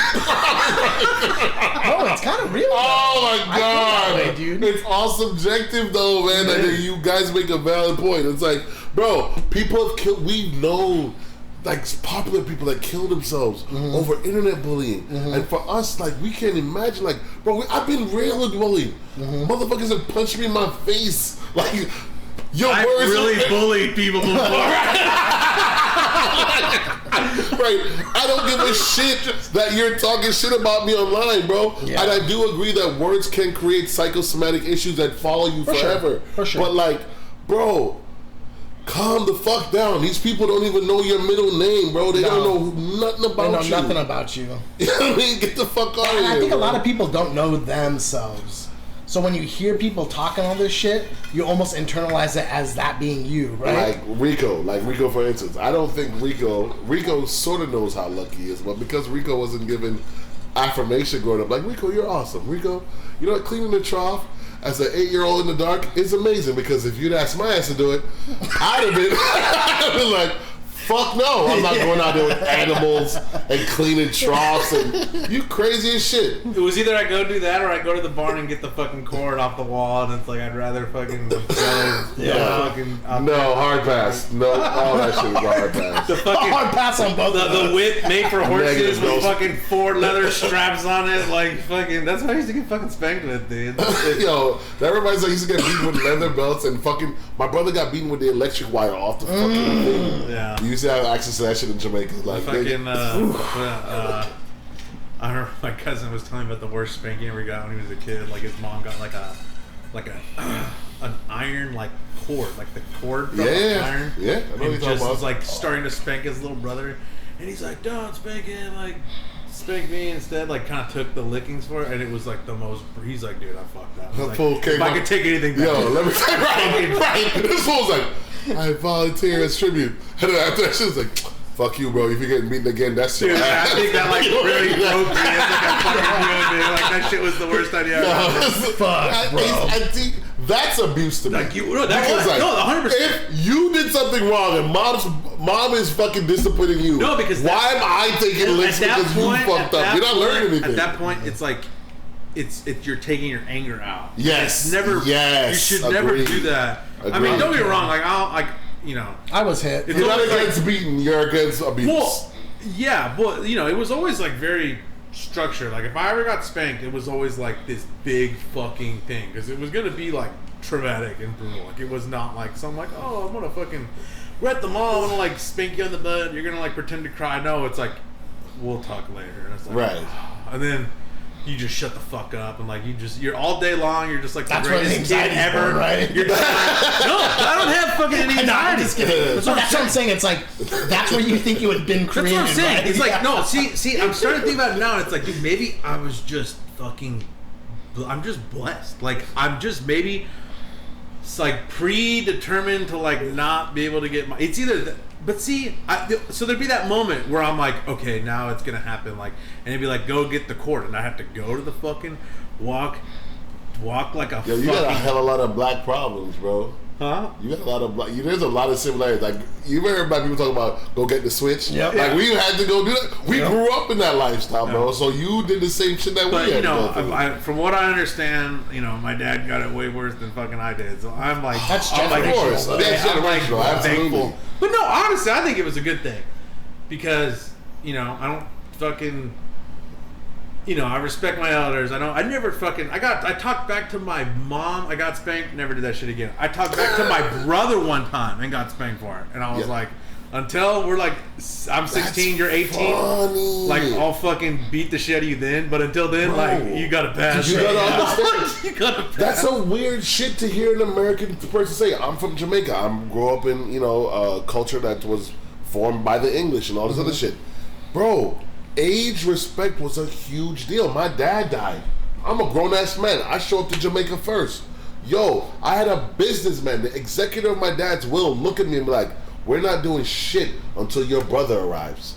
My brother's 5 years my senior. I'm grown. I got 2 kids. I'm a fucking manager. Bitch, that man looked at me in my face and was like, we're not doing anything. That's crazy. Until your older brother arrives. So to hear you say that, and of course I'm just using one thing, but I grew up in that type of environment, bro. Like elders mattered. Mm-hmm. Age mattered. Experience matters. Come back to FGC. These are the motherfuckers I got no respect. I hate them all to kick them in his chest. But like teabagging players, right? But are not haven't paid no homage to people that were before you. Definitely. Like, I'm the best player now, bitch. You sat down and watched 55 fucking hours of YouTube videos of people that were greater than you, and you stole their tech. Shut up. It's plagiarism. Right? Exactly. But because it's out into the open, you're like, nah, it's my skill. You did not attain it on your own. That's true. That is very true. We're all standing on the shoulders. There's someone in before us. Yeah, bro. Yeah, man. It's like, that shit is crazy. But what you said, though, that's wild, bro. Y'all didn't know you had to go do that? Yo, go pick your own electric cord. No! Yeah, that's fucking real. But, like, that reminds me. God makes... You know what, Rico? I even like you more now. Because that tells me that you also used to grow up with the welts on your skin that you only got from leather or electrical fucking cords. That shit was the fucking worst. Yeah. Bro, to not be able to bathe, to not be able to sit down because you're like... Yo, Rico, I didn't know. I love you, Rico. My ninja. Let's go. Beating, That's fucking real. but no, I mean, it wasn't. Don't get me wrong. It was always like it was a fucking most bullshit thing. Right. I do this for you. It hurts me more. I know exactly what you're saying, and bro. it's like, you know why this happened? You know, it wasn't like ever like out of anger, like some. It was always like, you know, my dad used to like break horses and like fucking train horses and shit. So in his mind, he was like, I'm just gonna like treat my kids as if they were like an animal or something. Yeah. And it sounds like stupid and shit, but like, I mean, I don't know. I'm okay. I'm alright. But to get back to the root cause, I don't resent it. I don't. But here's the thing, right? I think because the sure. times that we grew in were so much harder. Our parents were rougher. We, as people that are now parents, are gonna be like, yo, you know what? I might beat my kid, but I'm not gonna beat them for every fucking thing that I got. I think you get it out of the way when they're young, dude. Yeah, and then they'll stop. They're super young, and then they'll stop. fucking straighten the fuck out, dude. Yeah. And they'll always be like, they don't even know why. They don't even remember why.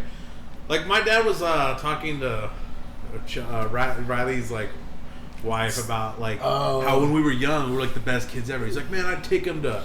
We used to go to the Vineyard Dollar Theater, and he's like, I'd take him to, like, 2 movies in a row. They wouldn't cry, make a peep.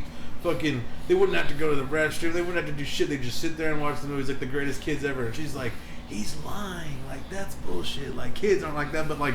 I don't know, dude. I remember watching, like, fucking... when you got that, I remember going to the movie theater and watching, like, Braveheart and, like, Under Siege 2, like, the same day and being like, oh, this shit is fucking out of control. When your parent... Kids were that way. And when you got that little fucking rib pinch, that... Like, hey, motherfucker. Right.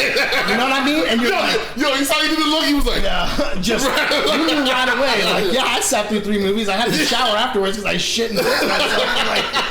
I didn't let them know that though. We all knew the look, bro. Yo, the look could catch you from across the room. Like, you're being too loud. I remember being at a couple places, like, and like we stayed at a fucking. One time we were driving from Texas to California, and we stopped at some like fucking kind of a nicer hotel, and they had like a breakfast thing there. So like we were eating breakfast, Continental breakfast. and we were all just like me and my brother were just like the most well-behaved kids, dude. Like.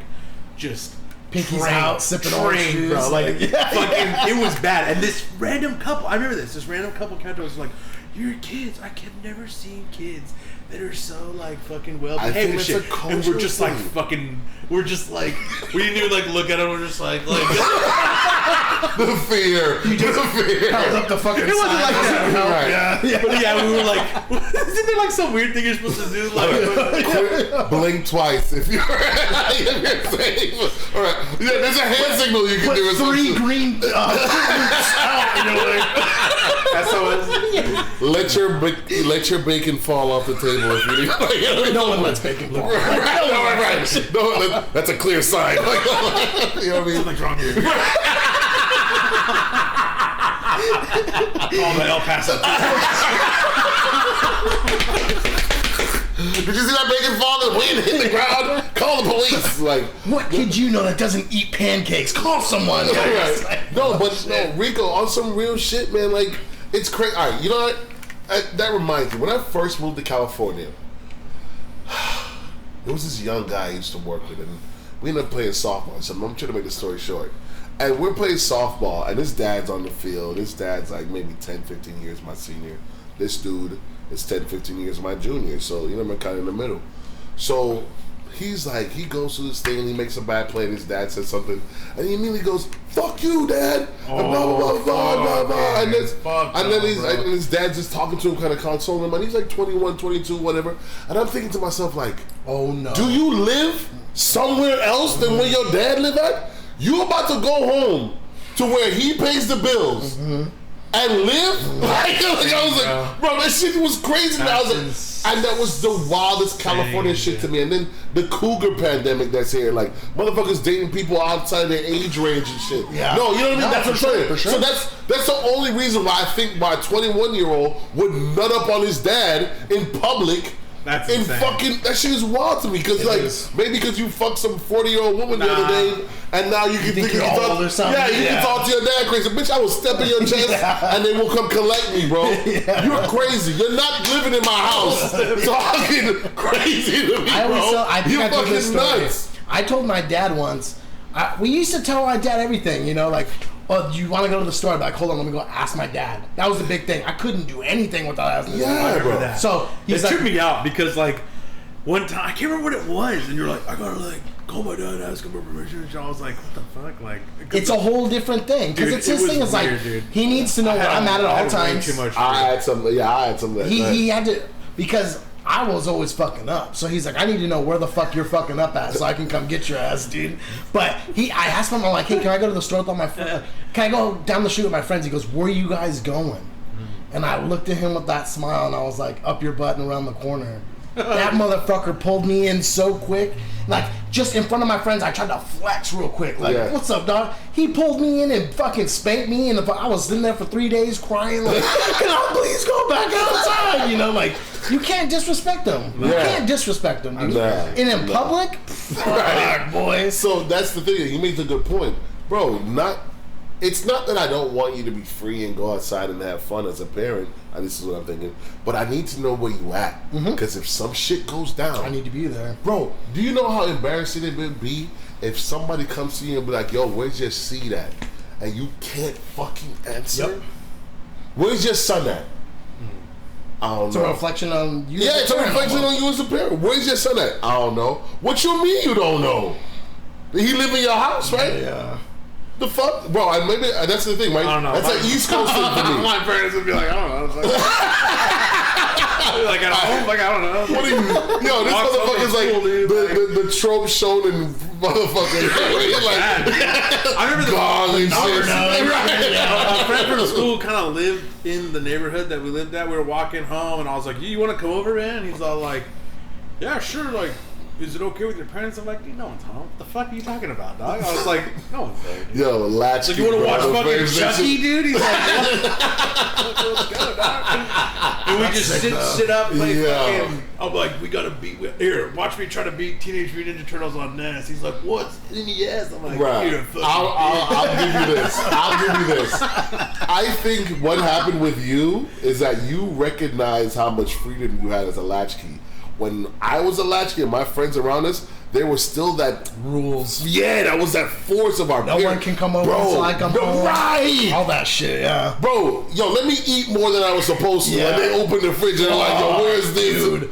Bro, you had freedoms that you did not fucking even know, bro. No, it was wild. It was wild, dude. I would grab the fucking chips and experiment with Rico. He just left food in the house. I was like 8 years old, and I saw a snake outside, and I went and got a gun and shot it. all by myself, dude. Rico, I was like, it's not loaded. I like took the fucking tube out, put like a 22 bullet inside of it. You are gone from Hunter x Hunter. You are this wild motherfucker that just grew up in the wild, bro. But you know what? And your friends were assassins, and you like the cowboy upbringing, bro. Like, it's like the realest thing, dude. You had to go, dude. You gotta watch Yellowstone, bro. It was so trippy, there's a scene where he tells this guy, like, man, being a man in one day is hard work, isn't it? Like, you had to be a man fucking early on, boy. When we were 14. I remember when we were like 14. It was like the first time we ever went on like a roundup out in Texas, and it was like a 16-hour long fucking ass was like broken. Yep. Just in the like Texas fucking heat, Badlands, just looking for tracks. And then the dad found him, and he's like. And we're just fucking creeping, dude. Just creeping. My mom fucking pisses her pants because she's been on there for like fucking hours and shit. No, this was like, I swear to God, like. Rico was learning spec op science. And I remember he was 14. No, straight up, bro. And then we're coming back. And I'm like, he's like, hey, take this one calf down to that fucking fence line and then take him all the way across. We're at the top of the fucking hill. We were fucking miles, dude. Oh, hell yeah. Fucking at El Queens. It's like this fucking ranch that like no one's even owned for like 100 years. It's like a fucking abandoned house. Like a fucking log cabin pretty much. And we're coming back and I'm with this calf and he starts having like a fucking seizure. And I remember my dad was like, if that ever happens, you like fucking gotta cut their ear off because like they're having like a fucking brain aneurysm and you gotta like let blood release. And I'm like fucking, I could see them going the other way and I'm like, hey! I'm screaming and I'm like, they should be able to hear me, but the wind is fucking blowing. And I'm like, no one can hear me, dude. I was like, this is so fucked up. So I fucking rope this fucking calf and I jump off and I just fucking cut his ear off and blood's like spraying fucking all over me and I just tie him to a fucking bush. And he's just like having like a fucking seizure and shit and I'm just like, I'm just gonna leave him here, dude. Like, no, I don't know what the fuck's going on. And then I went and fucking got him and we came back and it didn't die. I'm pretty sure, like, I didn't need to cut his ear off. But it was like, whatever, dude. Like, that'd be fucked up if Dad was wanted him to go through some mansion. It was like, cut his ear off. No, I've seen it. Is he alive? No, you're a man. I know. Like, if they get choked. No, you know what? Maybe it was already roped. That's what it was. Rico, you gone through the wildest shit. No, it was fucking insane, dude. It was insane shit. I mean, coming off a fucking mountain, like, steep, that it's all rocks, and the horse is going, just sliding like if you're coming down a, it was the most insane shit. Yeah. And the rope was already around. That's why he was getting choked and going, and then it started shaking, and I'm like, oh my god. So it was already roped. I'm fucking making shit. I got my story confused. So it was already roped. And then he's like, just walk it down and fucking take it to the... And it started fucking having the thing, and I was like, oh my god. I was like screaming, hey, hey. I was like fucking teary-eyed and shit because I was so freaked out. I was like, ah. And then I could just see him riding off. I'm like, and I can hear the echo like coming from like a mile away. I'm like, how can they not fucking hear me? I'm like, this is bullshit. And I'm like, fuck it, dude. And I just got him and I tied him to like a mesquite tree and I fucking got my little fucking case knife and just fucking cut his ear off, dude. I was like, fuck. You know your dad did hear you and he's just whispering, don't turn back. Dude. Right. Don't turn man by sundown. I agree. I was fucking tripped the Rico, fuck out. You're like Hanma Baki's like. It was insane, dude. I swear it was the most insane shit I've ever And then I came up and I didn't act like anything happened. I was all like, hey.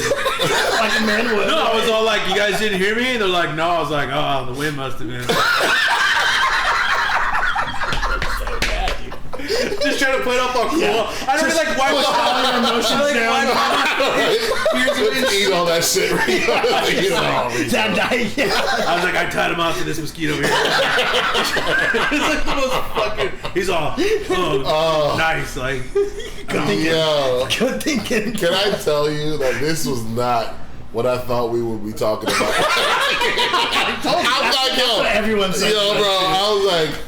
I was like, all right, I'm gonna be talking about some video game shit. I'm thinking about all my experiences and shit. I'm like, kids. You had that like rehearse. You had that like weird rehearse. Like, I'd be happy to be a new white face.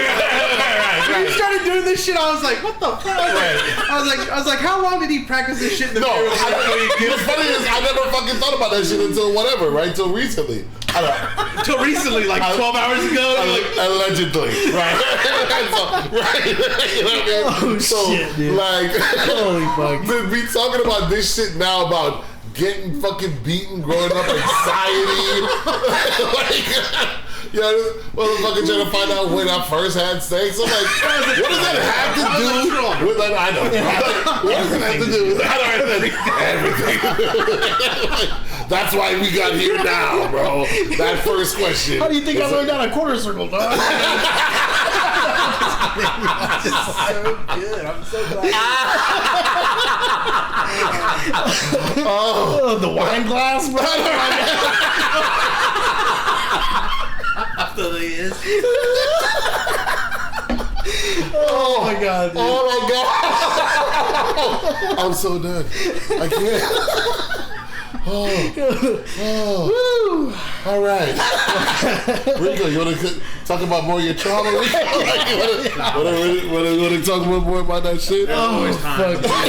There's always time for one last trauma. We can bring it back to Earth. Bro, we're in some nebula unknown. We're out here right now, bro. I think the people watching this shit is gonna be like so into it, they'll be like, no. Yeah. Who gives a fuck about FTC? Keep on going. Like, they're gonna be honestly, I feel that way. Sometimes That's why they watch, man. They want to see what fucking rabbit hole we go down. But you know what? We always bring it back. We always come back to it, dude. It all comes back to Mr. Wizard at the end.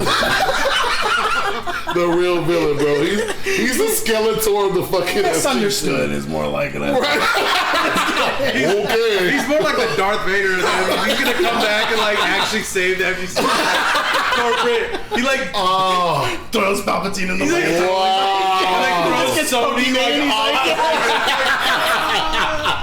gives it back to the people, dude. Such Like, electricity. The Ewoks are just like, it's like all of us, just like fucking all Okay, go. Yo, that shit is so wild to me. The very fact that you're saying that right now is like, that was such an in-depth analogy too. Like, nah, he's not Skeletor. He's really Darth Vader. He's gonna come back and save us. Sony is the fucking Empire. You're sitting there like, what the fuck? You're like, oh my god. He used to be a good guy, became a bad guy. Now he's a good guy, right? He's an anti-hero. That's what we all want to be like. We did a bit a while back. Like, when did the FGC like turn for the worst? And it was like when they got rid of Mr. Windows. It was like, this is like a clear. The first sign was it was just the no free T-shirt. No, that's it. It's when the free T-shirt went away, and it was like, we can make money off of this. Like, why would we give our shirt away for free? When They'll pay for it. When they pay $18 for it. And it's like, that was the moment. It's like Bye Bye American Pie. It's like, that's the day that FGC. We American Pie. This will be the day that I die. It's just like a Evo shirt burning. This will be the day that I that'd be a funny song to write. Like a parody. Who's that guy that makes all those songs that we should? He had that one rap song that we did. He should make it, bro. He should make it, dude. That'd be so He good. always sings that fucking like that Shrek song, like. Dude. Weird Al? John Sudano, dude. Sudano. Every song, he'll take the fucking instrumental of any song and then sing the lyrics to "I'm an All-Star." Hey now, and it works every fucking It'll time. be like any song you could possibly think of. It'll just change the words. T-Pain, fucking I'm in love with the stripper. It's like, hey now. It's like, what the fuck, dude? Bro, it's insane, bro. But that's so funny. what do we can talk about like your origin stories and shit, dude. Like, oh wow, like that far? Oh shit. Okay. Or whatever. Whenever you moved up, were you originally from Florida? You originally came to Florida. Came to Florida, yeah. That was like the first landing. Yeah. And then go ahead. I'm gonna get my other drink from the fridge.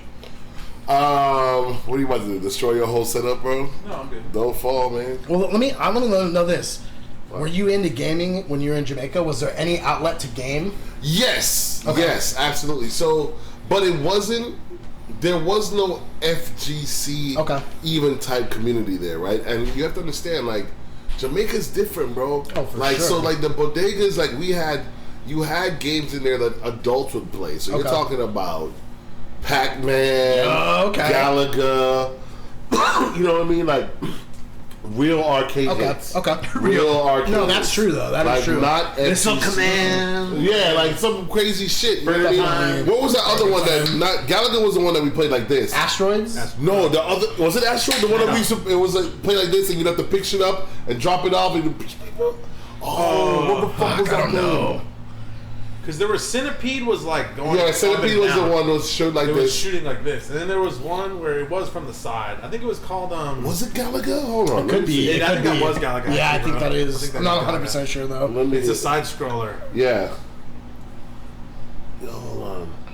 Let me go grab my phone real quick. Just make sure my wife isn't losing. No, it's not Galaga. It was another game. You're right. You know which one I'm talking about, right? Yeah. So I forgot the name, but they had it at was it Radon or no? I don't know. I'll find it out. I'll message you. But like, yeah, man. So growing up in Jamaica, we had those games, and then the malls would have like Mortal Kombat and like maybe some Street Fighter. But nah, my exposure and introduction to fighting games definitely happened in America. Okay. So like I ran into like when I first came over, like the dudes that I used to run with. So unbeknownst to me, let me explain something to you.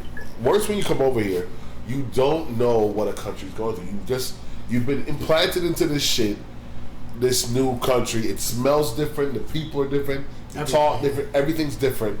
And, you know, there's some parallels and shit like that just for being human, but the shit's different, right? It's like bananas instead of plantains and shit? Or yeah, you understand what I'm saying? Joking. That's some real shit. Yeah, like that's real, though. green, black. You got some big plantains here. Like, like, what?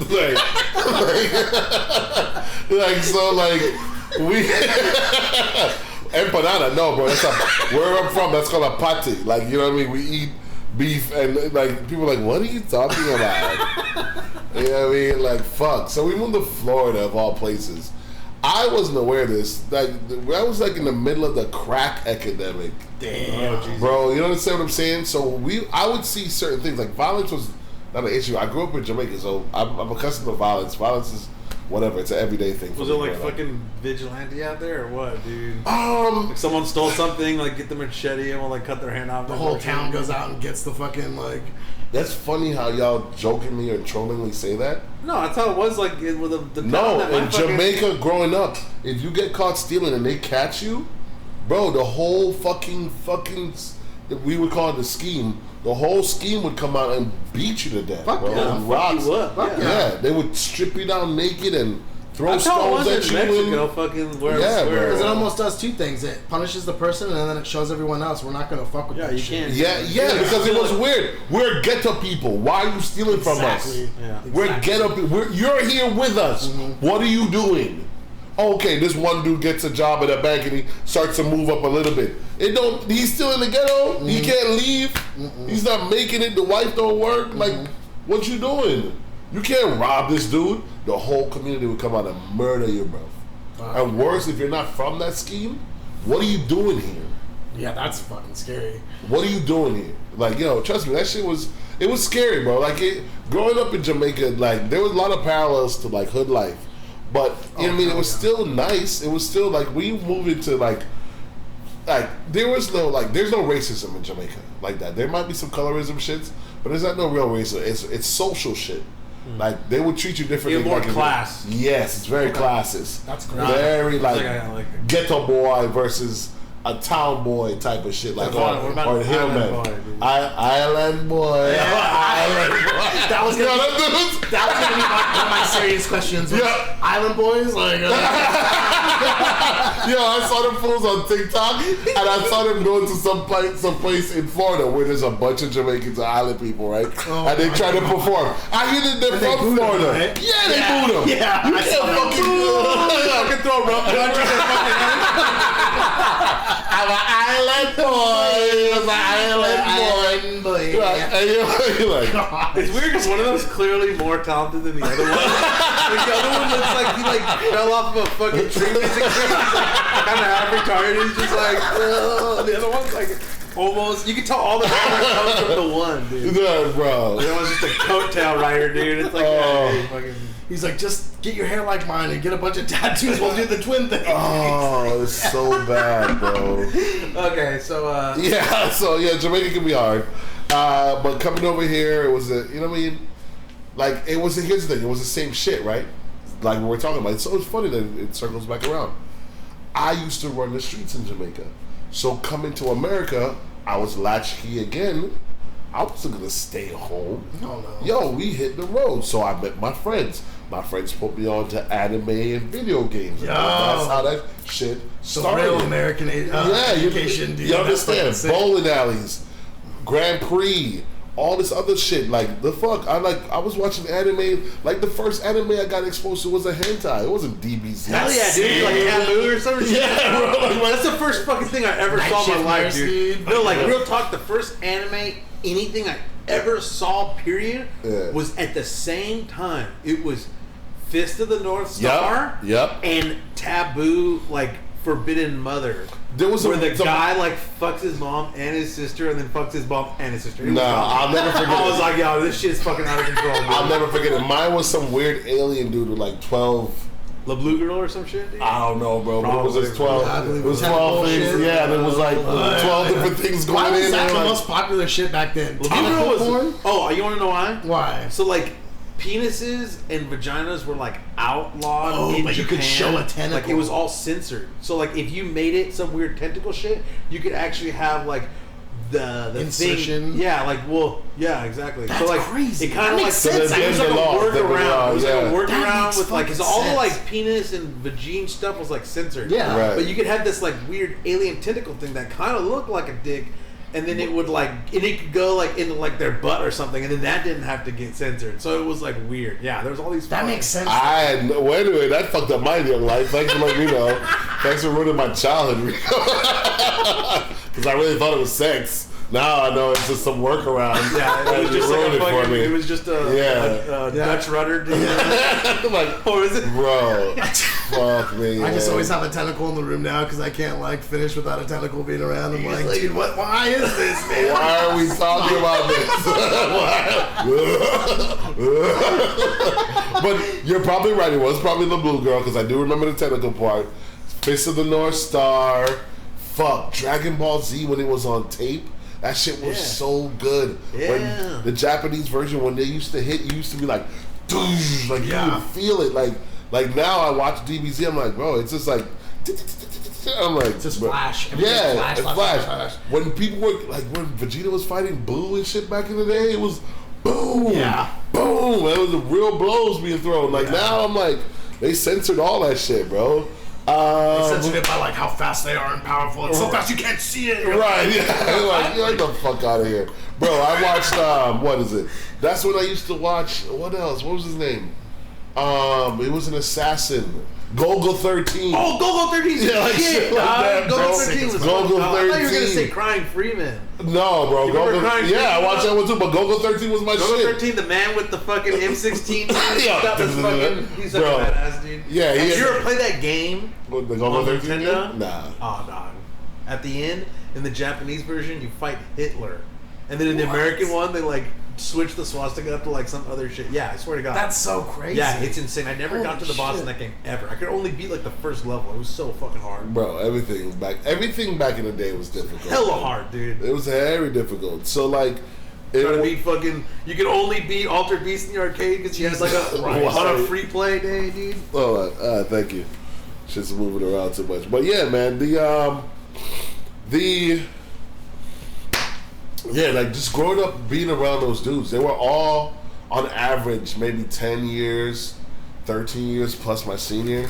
So, and then there were some of us that were the same age, but Like, those what dudes, year was this? Like, you're talking about arcade time. Yeah, so let's see, I graduated primary school in Jamaica probably when I was 10. So I came here when I was like 10. You know what I mean? Like I came here, and I'll be real, the reason why we left Jamaica was because my mom left my dad. My dad was violent with my mom, and like the first time I witnessed it, I didn't know that it was going on like for a while before that. But when I witnessed that shit for the first time, it fucked me up. And my mom bounced, right? My mom left, and I was, right there. you know what I mean? She left the house, but we were with dad for a little bit. And then one day, my aunt pops up and goes, "Hey, you're coming with us." I'm like, "Where are we going?" "To the airport." I was like, "What?"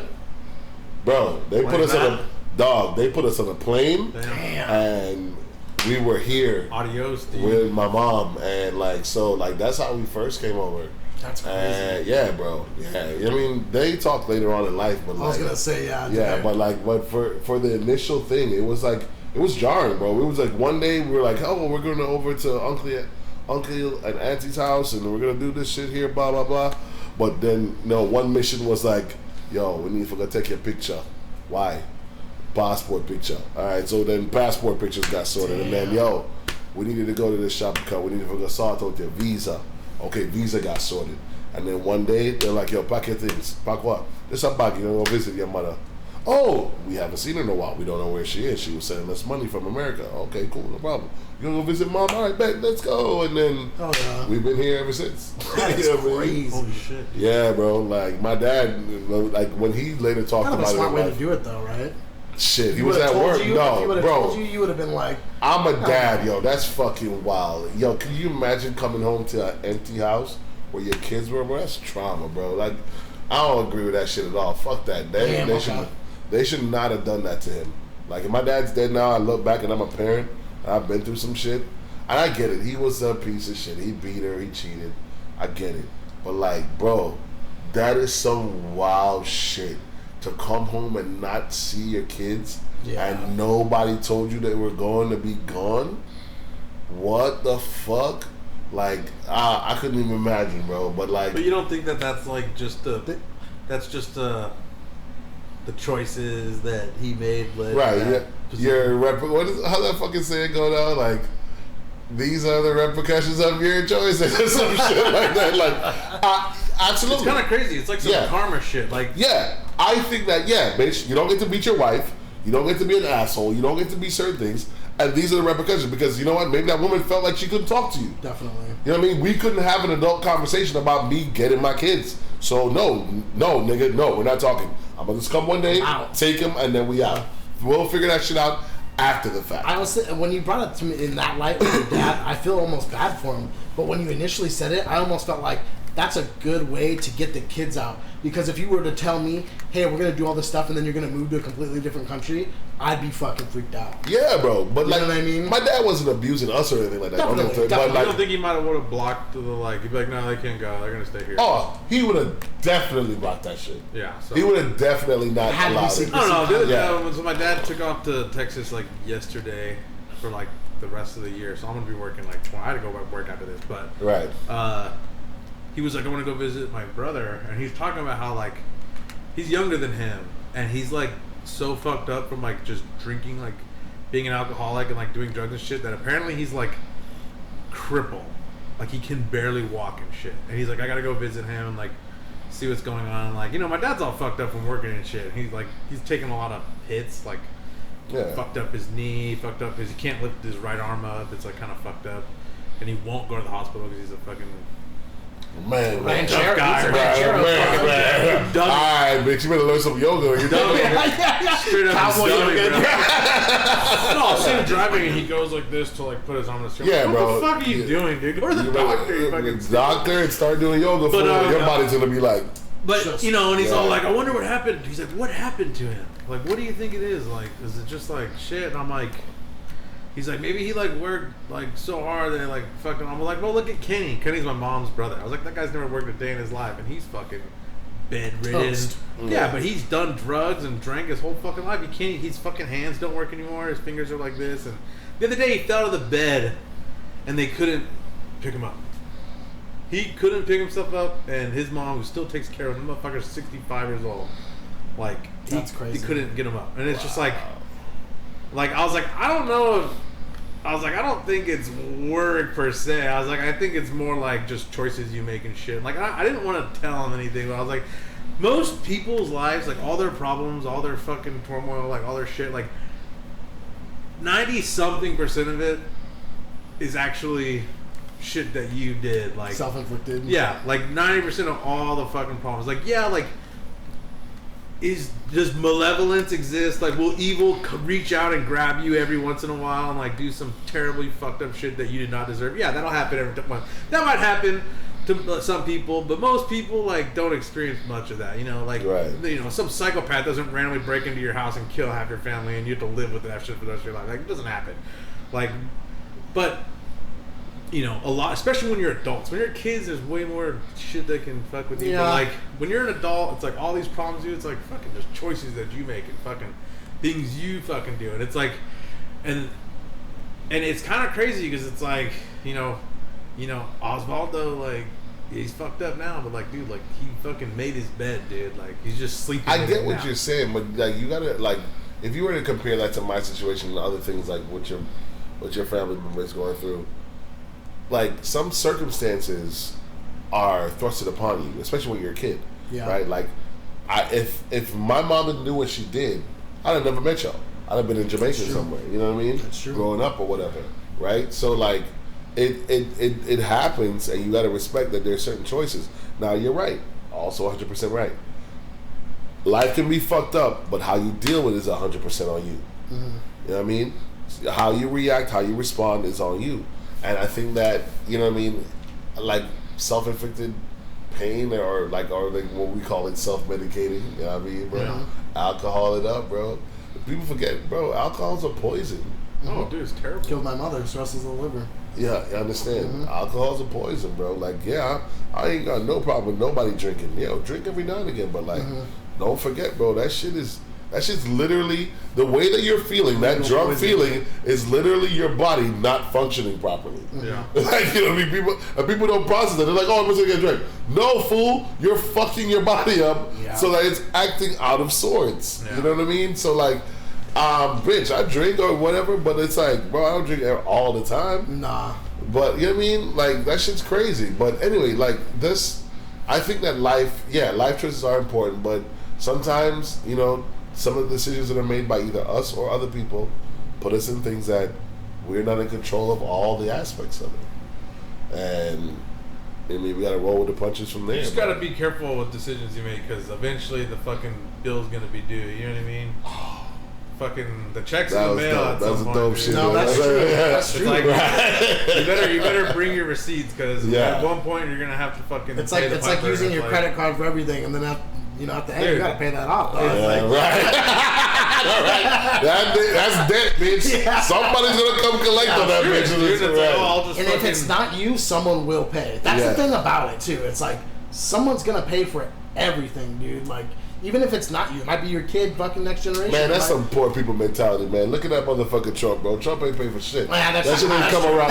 Yo, how do you get caught saying grab him by the pussy and still become president? What does that say about the country, bro? It's so crazy. That was like, no, that was the moment where I was like, oh, this guy needs to get the fuck out of here. And it was crazy because, like, I couldn't believe that. He's still fucking. People were like, bro, he was doing everything he could do. And then my grandma, not to win, and then he still won. My grandma, who's like this, like Oklahoma fucking just dumb fucking. I mean, you know what I mean? It's like she's like, oh, Trump's the best. I'm like, what the fuck? I'm like, you dumb, like you dumb. It's not even that. It's like, okay, the grandma the pussy thing's one thing, but then it's like all the like people being like, yeah, man, like I supplied all the pianos for the Taj Mahal, and he like never paid me my fucking. I'm like, bro, like this guy's a fucking con. He's a con man. He's a piece of shit. Business man. That built an empire which he can stand upon and just fucking. Bro, it's fucking. I want you to think about this logistically. All right, I know you're thinking about. Talk about this. No, this is real quick. Let me flex as an accountant real quick, just for a moment. Oh, shit. You order a bunch of shit that you need from all these vendors. You get them, you make money with it, and you never pay your vendors. Yeah, they say, yeah, you get what I'm saying? Sue me, dude. Right, yeah, sue me. Sue me. And let's see what happens. Drag it out in court. Right. To bankrupt your ass. You piece of shit. Fucking total bro, scumbag, that's what WorldCom was. Remember when the market crashed in 2009 and shit like that? Yeah. That's what they did. They would set up companies, move the expenses from one company to another company, so investors would be like, oh shit, you're cash rich and you're making profits. Bitch, no, this does that company B is showing expenses for A and B and not fucking A. Oh, bro. And then they fucking just bailed out all the banks and like lending his stupid fucking loans out to like people that like, I had a job 6 months ago at Carl's Jr. Like, here's a $500,000 loan. Right. Like, yeah. Mariachi band members and shit got fucking fucking crazy. It's like 6 months, it's like fucking they're like defaulted on their fucking payments and shit. Like, balloon mortgages and shit like that. Let me get my interest only mortgage for a while, and then the interest comes in, and then you're like, yo, my mortgage was $1,100. Why is it $29 now? Bitch, because that's the real price of the loan. Yeah. Let's go. I can't afford that. Oh, well. Yep. Yeah, if anyone wants to know what we're talking about, go read fucking Matt Taibbi's Rolling Stone article on the, like, fucking, the housing crisis. Yeah, bro. The we lived through that shit. The balloon note, dude, that fucked up my family so bad, dude. It, like, really fucked. Oh, well. Shit was bad, bro. Sometimes, boys, you win some, you lose some. But you live to fight another day, right? Like, yo. Nah, that fucking got a lot of people, dude. Absolutely. Fucking crazy, dude. Holy Absolutely. Shit. That's why, like, I hate banks like Wells Fargo and shit like that, because Wells Fargo was doing that shit just the other day in fucking COVID. They got in trouble. They're like making fake accounts. It's fucking they had like criminal, people bro. with like fake money to like make fake numbers for their like stay everything. Keep everything quiet. Like no, it's like all this shit's going on, but they're like trying to. Let me tell you what they would do. Let me put you on the game. So let's say you go to the bank, you open one account, you open two. They would open 3 more accounts for you, unbeknownst to you. Yeah. They would get overdraft fees on all 3 of those accounts. What? Let's say you use your account heavy. Let's say your account has like $11,000, $15,000 in there. You're not gonna notice $90 that hits your account. Let's say it comes out of the. Let's say it comes out of the first day where you do your mortgage. So you're paying mortgage, you're paying phone bill, blah blah blah. You're not gonna notice $90 if you got like 20 racks in there, right? You're not. So they do this to all their fucking customers across the line, and then they shut them down, right? So when Elizabeth Warren interviews this motherfucker, this CEO, these fools. So think about how much money they were making. Oh God, bro. Think about how much money they were making, and then their stock prices also go up. So I'm sitting nice as a CEO with all this fucking stock, and then the price goes up. So not only did I make money off robbing you, income, I made commission, and then I made more money with my fucking stocks. That's fucked up, man. What the Bro, don't even, that shit was crazy. That's pretty criminal. Yeah, bro. That Them is dudes, fucked. yeah, but like if you rob a fucking store right now, bro, you're getting 200 years and shit. Yeah. These motherfuckers are getting 5 at home. Vista County 3 days right here, dog. Yeah, I'm fucking. I knew it was up, dude. Wait, what did you say? Vista County 3 No. days. dog. What did you say? About what? But if you rob the bank, what did you say? They get 200 years. Who? Me or you, dude?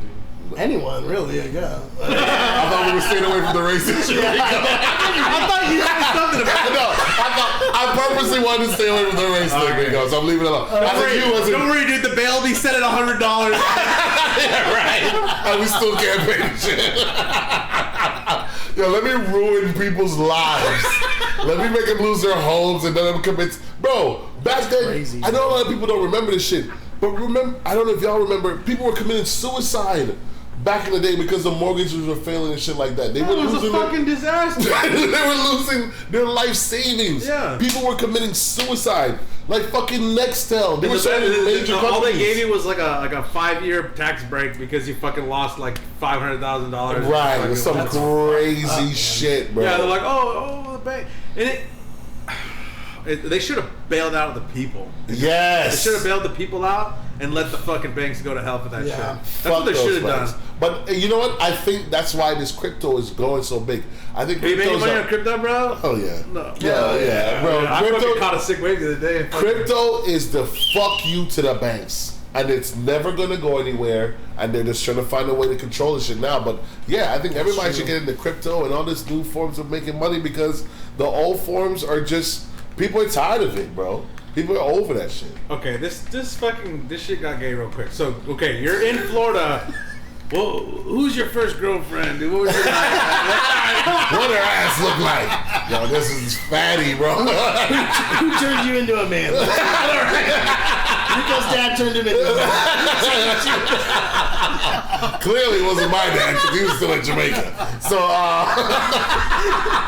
was it weird being Jamaican and like the Black America like type situation? Yeah, there was, yes. Because absolutely. you're just like, what are all these people fussing about? Like, yes, bro. I'm trying to get you in trouble, dude. No, you can't get me in trouble. This is real shit. That's pretty real. No, all right. So I'm gonna answer what you're saying directly.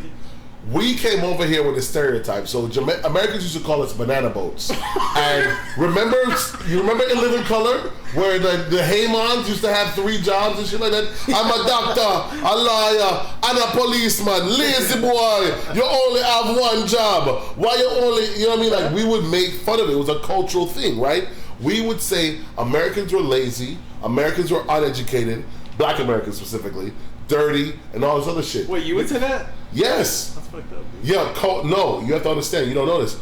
COINTELPRO was that shit that Edgar Hoover did, or whatever J. Edgar Hoover did, and they sent out misinformation about the Black American community to the world. You don't know that, but we do. Inside, maybe y'all don't get that much, but we're the world. So my aunt, my mom, like come by and give you flyers, being like, bro, it was on the news, it was in TV shows, it was in commercials, it was whatever. Sure. So that shit would come out, and Jamaicans would come over. So, bro, I used to like Dukes of Hazzards. I need you to process that. I want you to process that shit. Yo, where else can you be a fucking criminal and then still talk to the sheriff every episode? That's true. Think about the whiteness of that shit. Yeah. You were a fucking vigilante that they knew your face. That show is fucking godlike, man. I'm not hating on the fucking entertainment. And then Daisy Duke. Yeah. Bro. Fucking hot shit. I mean, no ass, but them shorts are fucking nice. Yeah. But you mean, like, but get it twisted, bro. Like, don't get it twisted. You, as someone that's not aware of what the Confederate flag really means, states' rights, get the fuck out of here, bro. States' rights to hold slaves, bitch. That's what the state right was for. Don't be stupid. But like, so like, when you come from a different country, you're not exposed to this at first. You have to do research because it's hidden. That's why they're hiding the CRT shit right now. I always thought the fucking Confederate flag was like, I was like, oh, that's the loser's flag, right? Right, bro. Let's think about it. You're flying a treasonous flag in a country that had to defeat you, and you're here going, yeah, we fucking lost. Yeah. But you know what I mean. Well, But who knows? I mean, I don't know. I mean, I think whenever you are like from fucking down there, like people just like indoctrinate you into like this flag is cool, and then you don't. this flag is here, bro. And they always get like shitty ass education too. They're like books had like pages cut out of it and shit. That's my true. God. That is true. Bro, And it's like, yeah, well, this is you need to understand, you should hear bro. the stupid shit that they'll be like, well, you see, the slaves did everything better to do, so that's why we were given like something. Right. What the fuck are you talking about? Economy of scales. Why would I be called cotton if the Negro can do it better than I And it's like, can? what, are you fucking stupid? They're like, well, look. And they like give you like fucking 8th grade, like, your school book, and you're like, what the fuck? It's like, oh, man. It's like just total bullshit. That reminded me. I was in fucking junior college, and this dude did a music presentation about the banjo and all this shit. And then, of course, the Confederate flag is there. He's like, yeah, it's about our heritage. And there was such a hush in the class because all these black girls were in our class, and I was like, oh, this is it. This is what I've lived for up until this moment. No, the black girls are like, they were just looking at him nasty, and you felt how uncomfortable You had like you had no skin in the game either. Right, I was like, no skin in the game. You're like the meme with the guy at the pop. I just think like, yeah, it's heritage. He won't say that. Yeah. And I'm looking at the black girls like, oh, they gonna tear his ass up. Because after that there was a Q&A section. They were waiting to light his ass up. Like throw a folding chair like inside out of the open. Yo, can you let me sliding it on my chair like drifting around and shit? Yeah, bro. Oh my God. So pro wrestling. Yeah. That shit. It just reminds me of like all the stuff that I had to unlearn because I came over here programmed as well. But then you hear about I'll start off easy, MLK, and then you read about his story. Malcolm X, and then you read about his story. What does that mean? Fred Hampton, and then you read about his story. What does that read about his story mean? Like about their autobiographies and their life story, and like understanding because all right, you hear that Americans are stupid and lazy. Then you find out that there's a fucking 21-year-old, 22-year-old that was a doctorate going around the world meeting presidents. So when you're in Jamaica, the like MLK news was like radical terrorist. MLK was no, it was just like a blanket. They're dumb, they're stupid, they don't do shit. They're lazy. Yeah, bro. Okay. Yeah. So when you come here and you hear about Fred Hampton and all these other great black Americans of like the stuff that they've created and done, heart surgeries, the stop sign, and all this other shit. We never got taught none of that shit growing up in school. None of that shit you got taught. So when you come over, there's this little animosity, this little Rasta boy or shut up Yankee. We used to call Americans Yankees. You know what I mean? Because we didn't flex with them. You know what I mean? So yeah, this little Yankee boy. You know what I mean? We just let it rock like that. But as more as you grow and you know that they've done so much and bro, black Americans are the reason why I was able to even come to this country. For sure. Like that's the reality of life. I would not be able to come here without the Civil Rights Act. It makes sense because even in Africa they hate black Americans. Because that's the blanket fucking... That's the trope that's sent out there. They don't know. That a lot, actually. You don't know. So I've lived through it. And I remember my aunt, the one that recently died last year when I went to fucking New York and shit, me and her was talking and she was like, we had this heart to heart. And I was like, God damn it, Black Americans have done so much. And I was like, I feel so terrible. She was like, yeah, David, I feel bad too, because the same thing that you're saying now is what we taught you guys. That's what they told us. And she came here to teach for the last 30 years of her life. So she learned the real truth and was like, it's a fucking mess. Because none of that shit that we heard was real. None of it. And that's the shit that makes you come over here, because you don't hear about the systems of things. You don't hear about Jim Crow. You don't hear about them stealing people's houses. You don't hear about them bombing neighborhoods. You don't hear about police brutality and over-policing. You don't hear about wage discrimination. You don't hear about them lowering the value of people's homes. You don't hear about police like blockbusting and redlining and shit. Yeah, you don't even hear about redlining. Look how bad redlining is. I did learn a lot of shit like that when I was in school. But I think it's definitely there's definitely from like my parents' generation, like they got taught a bunch of bullshit. So like you gotta teach the actual history of what the fuck happened. Right, absolutely. I feel like you really, you gotta talk about like Black Wall Street and fucking all kinds of shit. But I don't know. What do you think about the whole CRT thing, bro? Shit, I think that white people are scared. I think that we need to understand that this motherfucker's no, I'm talking about like tube TVs and shit, dude. No, I'm just kidding. Got his ass. They're blacklist, right? We bring it back to the FGC. Hey, real quick, bro. Real quick. Got his ass. Rico's like, I think CRTs are the best fucking shit ever. I don't believe in monitors. Monitors take away the sound. I love the arcade feel. I know you know what the fuck I'm talking about. The little bend, the curve of the you know what I mean? Yo, come here. Me, this big motherfucker trying to play games and shit all uncomfortable. You know what I mean? Like, all that shit, bro. CRTs are the reason for that. So they will forever be the best. Yes, thank you. White people are scared of CRT. Absolutely. Because they're still alive. Because CRT is just the education of Black history. But not only education of Black history, it speaks more to, and I don't know exactly what the curriculum is. I'm talking secondhand stuff, but what I've seen and what I've read is that it's speaking about what it did as well, like how it affected the country as a whole, right? And it's not just, and it's educational, it's real. It's like, hey, like for instance, do white people know that the police and the people that were slave hunters are from the same lineage? Some police departments that were the physical locations of some police departments earlier on were the same buildings, came from the same buildings of like people that would go out and look for slave catchers. Yeah, slave catchers. But I mean, I think policing is the same thing. More comes from overseer, officer, same shit. The tomato. You're doing semantics right now. You're doing a dance. What? You're doing a dance right now, Rico. What? Yeah, dog. You're doing a dance. It is what it is. Listen, here's the thing where I'm saying, because you don't feel it and you don't live it, and that's the issue, right? You don't feel it, you don't live it. It's feel what? Live what? What are you talking about? The Black experience.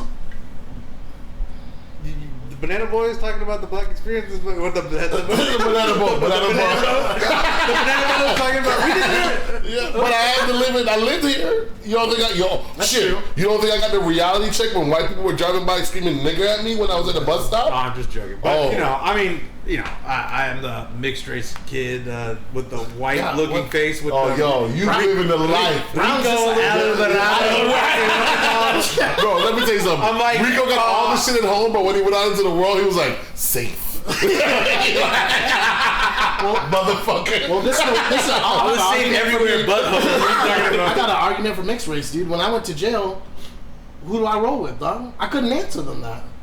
ISIS or white people? I'm like, well, who's stronger? Yeah, who's gonna protect me, man? Like, it's hard being mixed race, dude. You don't belong anywhere, dude. Right. We're just talking shit. I don't know. I think a lot of the weird, honestly, some of the CRT shit's kind of crazy because, like, why? Well, if you're in law school and you're taking like a real CRT class, they're talking about like the, you know, like critical race theory as far as like the justice system and like how sentencing was very disproportionate. Yeah, very real stuff. Systematic racism. Systemically fucking set back. And that's all fucking 100% legit. But I don't know about the, like, let's get all these fucking...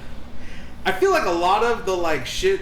I know it sounds stupid, but they're like... You just see these fucking videos of, like, kids in school, right?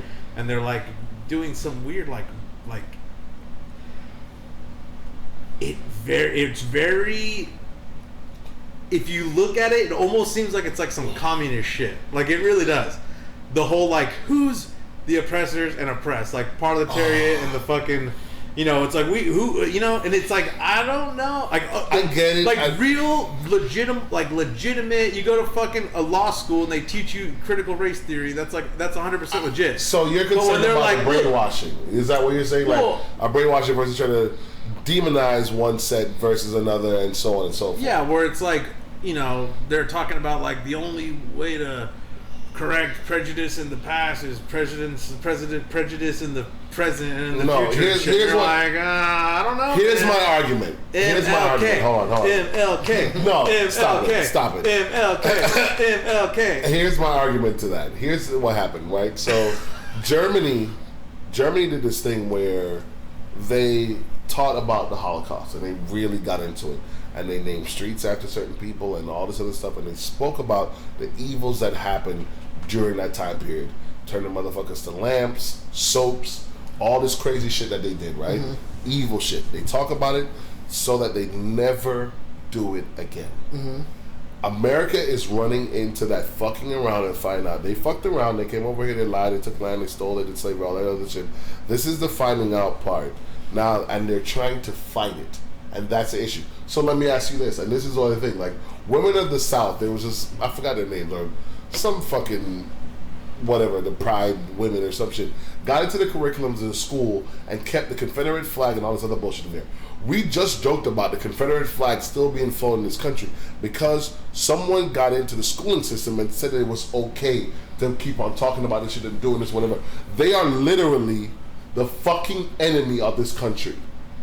They are treasonous. You cannot be flying a fucking treasonous flag here. But because of freedom of speech and whatever other fucking little freedoms that we enjoy here, like, you're able to do this shit, but like on some real shit, like, bro, you lost. That's what true. The fuck are you doing? You lost. Put that shit down. It's the loser's flag, dude. Yeah, but it's like, the loser's flag. but why? So why are the losers getting to even any say in history? Because always this has been his story. His story has always been the winner's fucking privilege to talk that shit. Why the fucking losers getting any say in it? It's my privilege. It's my you think shut they the fuck should up. ban the Confederate flag? Fuck yeah. Ban it? Shit should be in museums only. Yeah, I can see that. Fuck yeah. I can see that. You cannot fly that shit.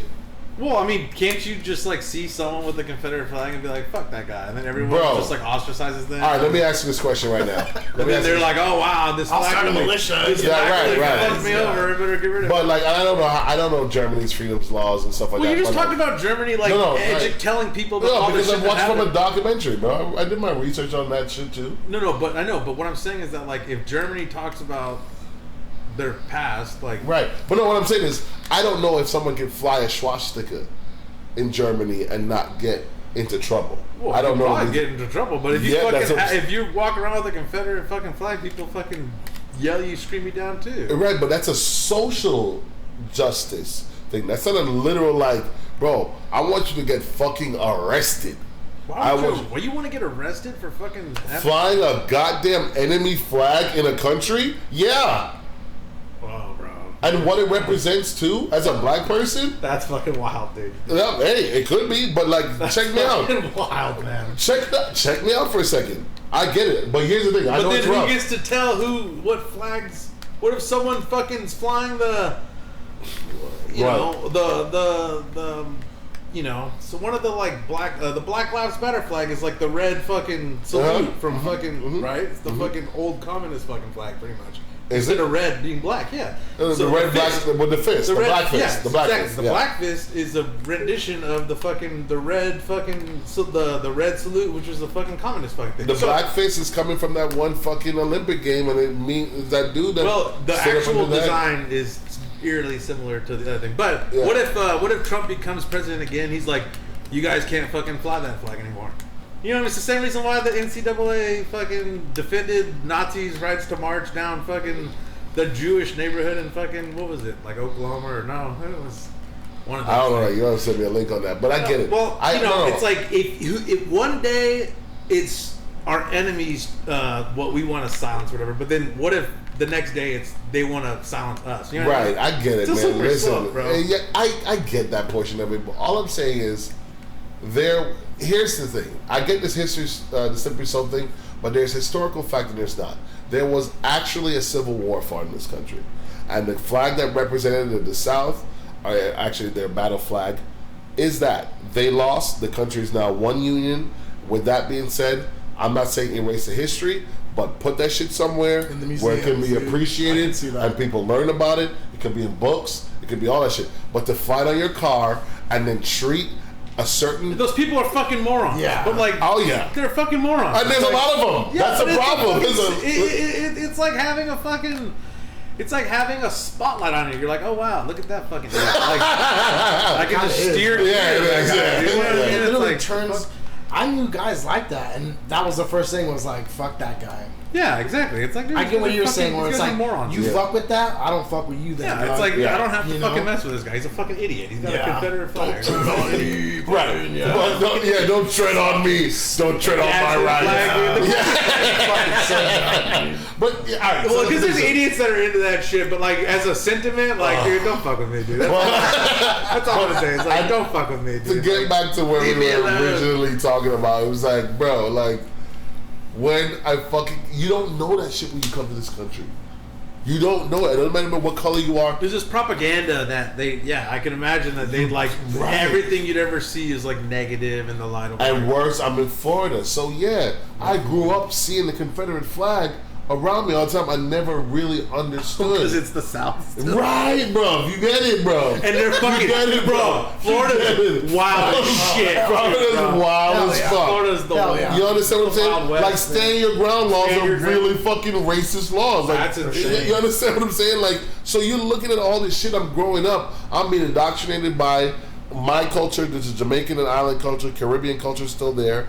Black American culture, and then white culture, right? Mm-hmm. And then white culture is the prevailing culture because we're in a white country, and you're learning the education, whatever, and then you meet a couple cool Black American people, and they're like, "Dog, that's not how that shit really goes, bro. Let me, read this or do this or find out some shit about Africa and blah blah blah blah blah." Definitely. You know what I mean? Because I was still too young to know the real shit. So, bro, after a while, you just start going like, "Man, this shit's fucked up," but then. You still got white friends, you still got whatever, you still got cool people. And worst thing that's different, like over here, right?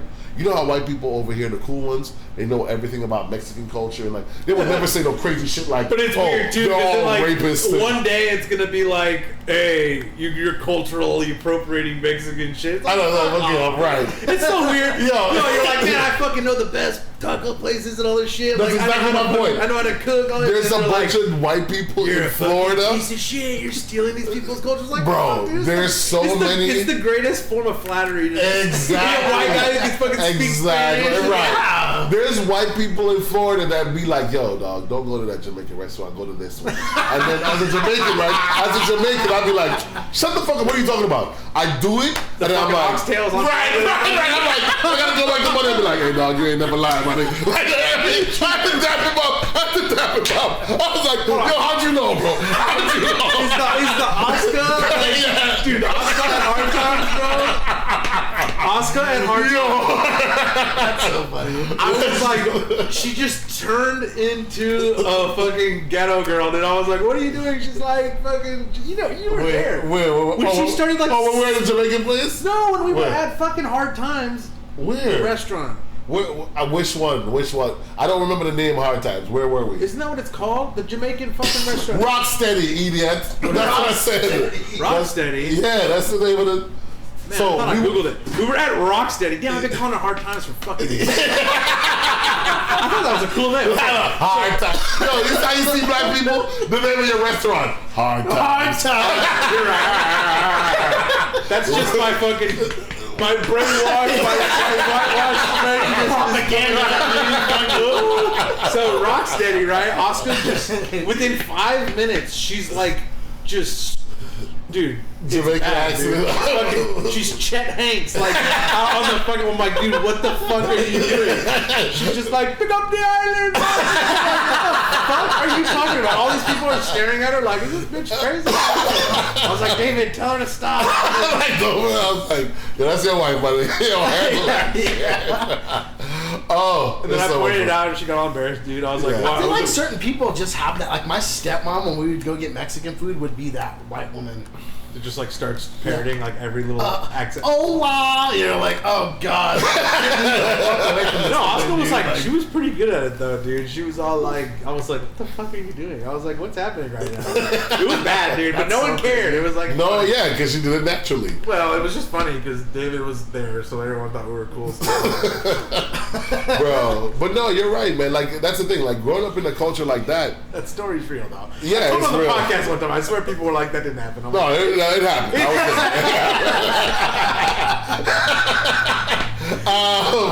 No, we went to like growing up in a culture like that because when, let's say, what the word I'm looking for? I think it's enclave.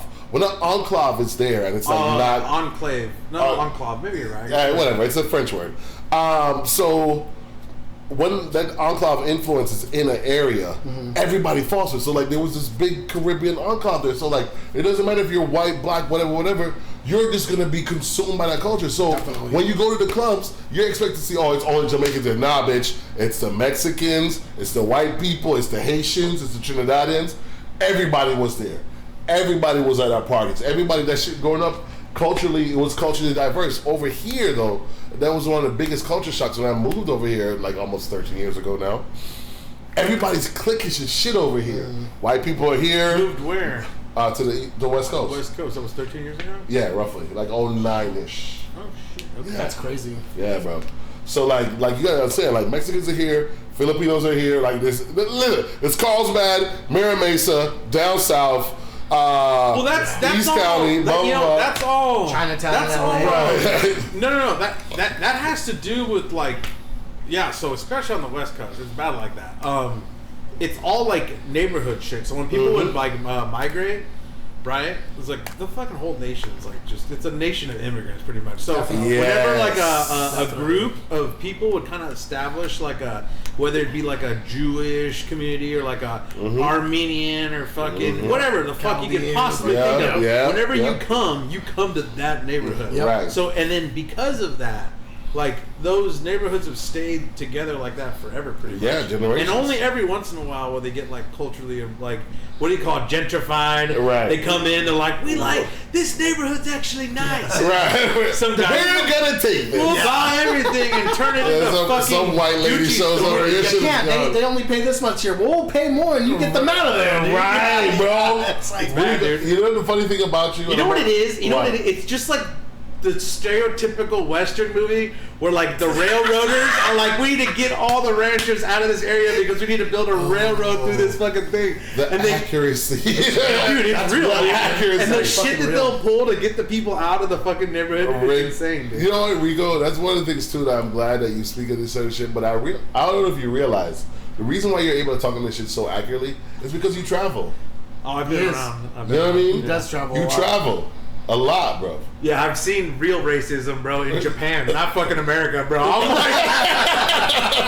was like, what the fuck is going on right now? They're like, no fucking. Yeah, dude, it's bad. No, dude. Goots. No, it's fucking insane. It is like, fucking insane. No guys allowed. No, like something right. that in America would legitimate be illegal.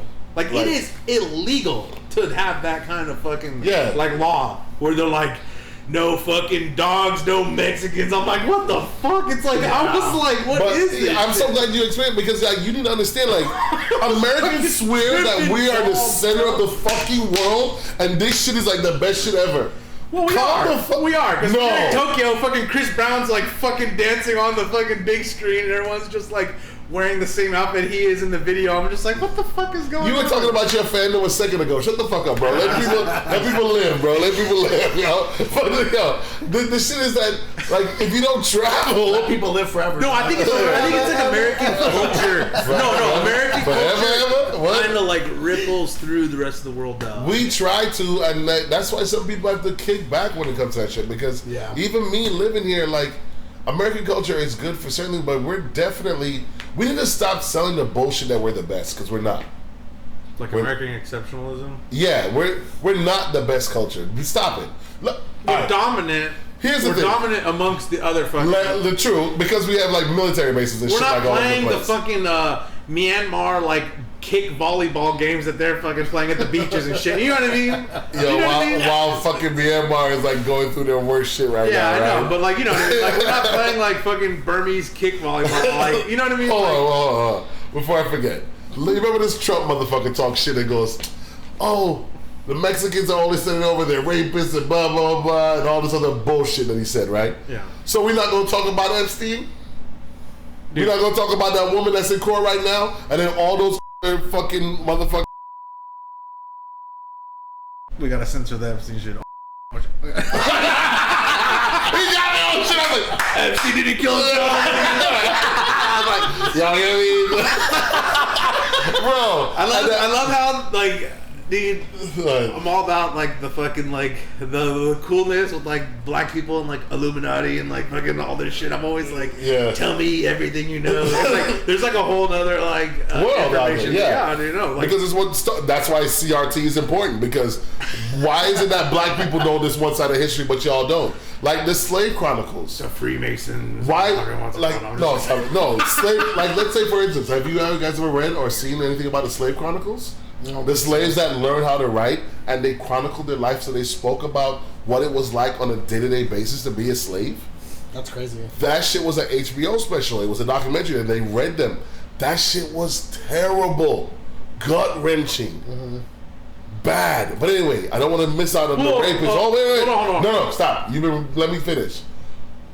Trump talked about racists and Mexicans and how they only sit over their worst and all this other bullshit. So we're not going to talk about that white lady and the fucking Lolita Express and how they was raping people here in this country and kidnapping people's kids and that, they didn't really kidnap them. They mentally mind fucked them. It's the same thing. Rape, whether you did it coercively through their mind or through their body, it's still kidnapping. Yeah. Talking about Ghislaine Maxwell? Yeah, that bitch. Yeah. Fuck them people, bro. How you sit and then that fool sat there. They got a picture with you with him, and he's like, I don't even know that fool like that, bro. I don't really like what. Look, all I'm gonna say is that the idea that there is a global elite cabal of child pedophiles is a conspiracy theory and needs to go back to the dark. I'm talking to there's like a gun to the back of my head. Like Hunter. Like this. Like I said, innocent until proven guilty. Dude, I'm not going that far. But what I'm saying is, we talked about it. Go watch how dare that president who has pictures with this guy and that woman talk about another culture while it's happening with the people that you're associated with? Get the fuck out of here. Don't say stupid shit like that. You're not allowed to say stupid shit like that. Oh, is Mexico a bad place that does rape happen? Who did you vote for? Yeah. Who did you vote for? I'm black, bro. Stop it. What? You didn't vote? What No. You didn't wait, what? No, I didn't vote. You're not what? You didn't vote? No. You're not speaking on behalf of all black people. No, I'm not. Okay. Not by any means. Okay. I'm speaking for myself. Because you were like, I'm black. I don't vote. I was like, what? No. Okay. Yeah. Wait, what? No, I was like, what? Yeah. Forget? Yeah, no. Yeah. Okay. What? Never mind. I was just gonna. Never mind. The bit's not gonna go anywhere then. Yo, this was everything's a bit, dude. This whole show Rico has like this whole comedic like right now. Yo, it's like sitting in the den with the Joker, bro. You don't really think it's going anywhere, but the shit always has a real fucking game plan. I've been setting you up since. Little bits, bro. I've been setting you up since. If that doesn't apply, then when did you know you were gay? Right? That's when I laid the trap. We always try to bring the light to the dark, you know what I mean? A little bit. Yo, that's Puerto Rico. No, dude. No, I mean, of course, bro. That shit's all real, dude. The fucking Victoria's Secret guy, like, gave him a fucking, like, $300 million fucking property on, like, Yo, how you got this house for free, bro? For free, dude. How'd you get this house for free? BlackRock fucking... You know what, though? I was listening to Andrew Schultz in that Flagrant 2 podcast, and they were saying this, and I didn't think about it at the time. They go, how many of those dudes, though? Because some guys are this way, where it's like, there's a girl in a fucking, in a outfit that's a little skimpy, you know? She looks older. You don't ask questions. You kind of go through it, and then at the end they hit you with the, guess what, motherfucker? She was underage. And then you're like, right, got you, fool. Well, that's the, like... And I was like, damn, I never thought that's about the primary theory, dude. I thought these guys were all sickos just doing that, dude, the first I ever heard of this shit was like 1,000,000 years ago. Like... I got a story to share about that. Hold on. It was... Shit happened to me yesterday. No, dude. That shit, the whole, like... I used to be called Rape Island. I heard the phrase like Rape Island before, and it was that there's this island that fucking... Oh, you talking about the Lolita shit? Yeah, like Epstein's Island and shit. Yeah, I heard about this shit like a long time ago. Okay.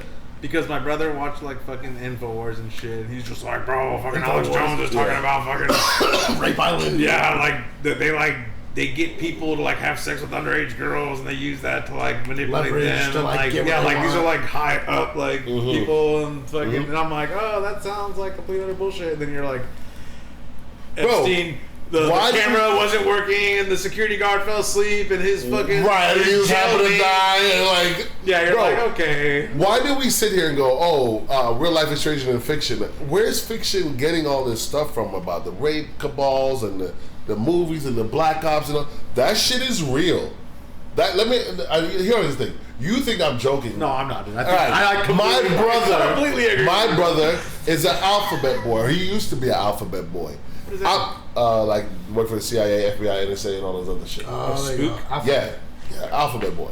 So like the letters game, dude. I'll give you a perfect. I'll give you LGBTQ, dude. I'm gonna let your brain run. I'm gonna let your brain run. They're scary. So one day he's leaving. He's coming home and he's leaving somewhere, and somebody goes like this and hands him a business card and says, "Call us. You know who you are. Just give us a call." It's like Men in Black or something? No. Yeah, so he gets home and he tells his boss, and he's like, bro, I need you to do like 12 hours worth of paperwork for that shit. And I was like, what you mean? So this fool calls me the other day and he goes, hey, I mentioned to him, I was like, yo, bro, I want to go to China one day. And he's like, yo, I forgot to tell you, you can't go there. Why can't I go? You're related to me. So you're kind of like a person of interest. I was like, come on, man, I got a regular name. David Richardson, yeah. How many David Richardsons went to Ely and Pompano? I have this phone number. Me. Shut up then, bitch. You can't go. And I'm like, what the fuck you mean I can't? You can't go. And I had to hold that shit, bro. And then he just called me randomly one day and told me, we were talking about it. I was like, bitch, why you didn't tell me earlier when they filed your fucking application? I was like, no, but like I was a security guy. Real talk, dude. Yeah. I'm pretty sure I've been on like you can't go to China list since the podcast started. Because like the first episode, I like laid out like a whole like anti-China fucking like. This dude, no, it's bad, dude. It's bad, dude. So that's another thing to go there. Let me talk to you about the sex shit. Yesterday, I'm chilling in the car, about to go to Burlington's, whatever. This random walks up to my window, young girl. 17. She said, "Oh, I just turned 18 November, blah blah blah." And she wonder if you want to go buy some weed for me. And I look up at her and I'm like, "If you 18, she just came up and said that shit to you." I swear to God, it's a fucking. She's fucking undercover. Yeah, she's undercover, bro. They're trying to get you on. Right. So I was like, if you would have done anything, Chris Hampson would have come around the corner and been like, "Sit down for a second." Right. She told you she just turned 18, but you can clearly tell she's a 28-year-old police officer. Right. So fucking SDPD. So let me tell you what that was. So she's like, "I just want you to buy some weed for me or whatever." I looked at her and I was like, "Listen." Was she white? Nah, she was she looked like she was mixed. Okay. Mixed chick. Like she could have been like. I like how everything you say. I'm like, what is that? I don't want you talking about. I don't want to misinterpret you, David. What kind of white are we talking? A vintage white? Is there any patina on her? Right. I don't like black coffee drinkers. What does that mean? Why don't you put cream in your coffee? Yeah. Like, oh, you mean black coffee? So you listened to the last episode, huh? I went in a whole bit how he doesn't put cream in his coffee. Oh, I know. So like, this girl walks and she's like asking me to buy her shit, and she's like, "Could you just buy me this weed?" And I'm like, "Wait, she wanted you to buy her weed?" Yeah, it's telling me that she was 18. Like from a dispensary or something? Yeah, like cookies. The one right there. Because I was like, brother to go factory. Cookies over in like La Mesa area. Okay. Hold the fucking my mind fuck now. So you're telling me that some chick walked up to you and was like, I don't have ID. I don't have she didn't have a fucking license either though, right? Don't you need a license? Or is it legal now? Yeah, that's ID. Yeah, weed's legal now, so you can just go get it recreationally and shit like that. That's wild. Yeah, it's been that way for like at least 2 or 3 years. Yeah. I don't know. I don't smoke. Yeah, bro. Some places you still need to like. I'm a motivated young man. I don't fucking fuck with that shit. There you go, bro. You're a hard worker, bro. Yeah, dude. 4 o'clock in the morning, baby. Yeah. Rustling up them cows. Yeah, bro. But like, nah. Like, so she asked me. I was like, listen, shorty, I'm gonna keep it a buck with you.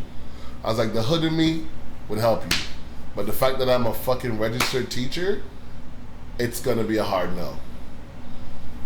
I'm a certified teacher, bro. What the fuck you want me to do for you? I can't help you. I thought you were going to say something else. I'm a mandatory reporter. I would have been like, well, you see, my dick's not wet right now. So, no, I'm just kidding. See, this is how they get you, bro. This is how they get you, son. You want me to get that fucking pot for you? You're going to have to fucking... All right. What you going to do for me, Saudi? I don't smoke weed. Yeah, I don't smoke weed, and I fucking hate money. He's burning a hole in my pocket. There's some wild shit, you know what I mean? What's in it for me, Saudi? Are you living in TJ, dude? What? Or are you still living at the Great Dane house? The Great Dane house. TJ? I don't know. I heard some things, bro. Yo, I don't fuck though. Let me tell you something. Alexis told me that he like sees you everywhere he goes. Bro, he's so like Alexis, he's like in Mexico, just like doing his 9 to 5 and shit, and you're like walking around with chanclas, like fucking. Alexis will be like, bro, I know you're here. Link me at this bar. How the fuck did you know I was in Mexico, bro? He's like, I know everything. That shit freaked me the fuck out because I really was my in Mexico. Federale. It's like Blue Streak. You got bro, that shit freaked me the fuck out, bro. We ended up hanging out that night with the rest of the TJ crew. That's cool. But yo, that shit freaked me the fuck out. I was and like, I even know about that. Bro, you know what I mean? How did you hear about that shit? You know what I mean? Hit that button. Turn off the phone. Pulls the power. Kick the shit out. You know what I mean? Like, that shit was wild, bro. I could tell you, but then I'd have to kill you. I was like, bro, you're the dopest shit ever. Yeah, but like sometimes I just go over there like for car repairs or like I'll go fuck with like something there. Fuck, why can't I think right now, bro? I've been talking for too long. Let's go fuck with the PRK dudes. Just go over there and let's go chill at their place. Let's talk to them for a bit and then go to the bars. Eat Chinese food or some shit like that. Yeah. You know what I mean? Chinese food good in Mexico, dude? Yeah, dog. Is that like a slang if you word know, you know. Is that a slang for Hong Kong? Yeah, bro. This fool real good asking. Is Chinese food good in Mexico? You fucking idiot. I know what I'm talking about. You saw the look I gave you. Shut the fuck up. I'm just more subtle than this fucking He's like, Hong Kong? And he's like spreading latitudes on the fucking stream and shit. I'm like, get the fuck out of here. Nah, bro. No, but shit, I mean, but the thing is, hence the whole part of traveling, bro. Cultures are so different there. Like, I go to Mexico, I feel free, bro. There's a lot of Americans. There's a lot of Haitians, actually. Well, that happened because they needed help. I know. I saw a documentary on that too, and like the Mexican I was gonna say culture, Jamaicans, but then I'm like, that's not real. No, I'm making shit up. Yeah, the Haitians went over there because you remember the earthquake, bro. No, the earthquake It came up like the Dominican years ago, bro. But yeah, they've been there for a while. Yeah, bro, they're the motherfuckers that are selling the hats and the fucking shit now at the fucking border. The Haitians are. That's fucking in Japan. Have you ever been to Japan? No. The Nigerian guys, those guys just fucking screw you over. You gotta be careful with those motherfuckers. But here's the thing, I grew up in Jamaica, like, you bro. want to buy pot, you gotta like stick it in your ass and like fucking go into this shady bathroom in this like sketchy hostess bar, and if you like say our name, we'll like cut your fucking tongue out and like kill you. We're like, oh, okay, cool. Right, yeah, I'll take like, a gram. It's like, right. That's the dumb shit. Yeah, That's the dumb shit that people like. I think when you don't have life experience or when you never ran the street growing up, you get caught up in dumb shit like that. Yeah. When they got a picture with some hot Japanese chick, they're like, wanna fuck this chick? Right, yeah. We'll get her over here in like 5 she'll minutes. look anything like that. Right. Sure. Like cabbage cutters, like fucking one crazy ass nipple that's like. I walked on train tracks when I was 8, bro. I know that's a fucking lie. Get out of my face, bro. Like, I ran the streets when I was a kid. I know exactly what you're doing, and that's the thing. I think people that never ran the streets, never had an experience, didn't experience shit, didn't talk to adults and older people and been around certain shit, will get caught up in situations like that when you go to different countries. Yo, people are people. You got to know how to read them outside of language. To be true, it's probably not true, bro. Yep. Stay away from that shit. That is very true. There are legitimate places that you can go to where there's an exchange of currency that keeps you safe. Go fucking there. Yeah, that's true. Follow the rules until you learn the shit and the people. And worse, how you fucking go somewhere that don't even know a little bit of the language, bro? Yeah. You at least gotta know a couple things to get bro, you through, right? Bro, you gotta be able to peep game from when somebody talking shit around you, like, el grande negro.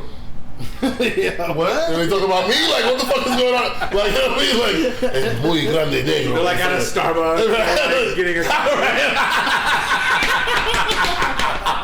Café negro. Huh? Like, just making up dumb shit, bro. Like, oh my god. But yes, growing up was fucking interesting, but it was my friends that I met when I first came over that put me on, and we played at fucking bowling alleys, arcades and fun centers, and fucking people's houses. When how was that for you? Were you like?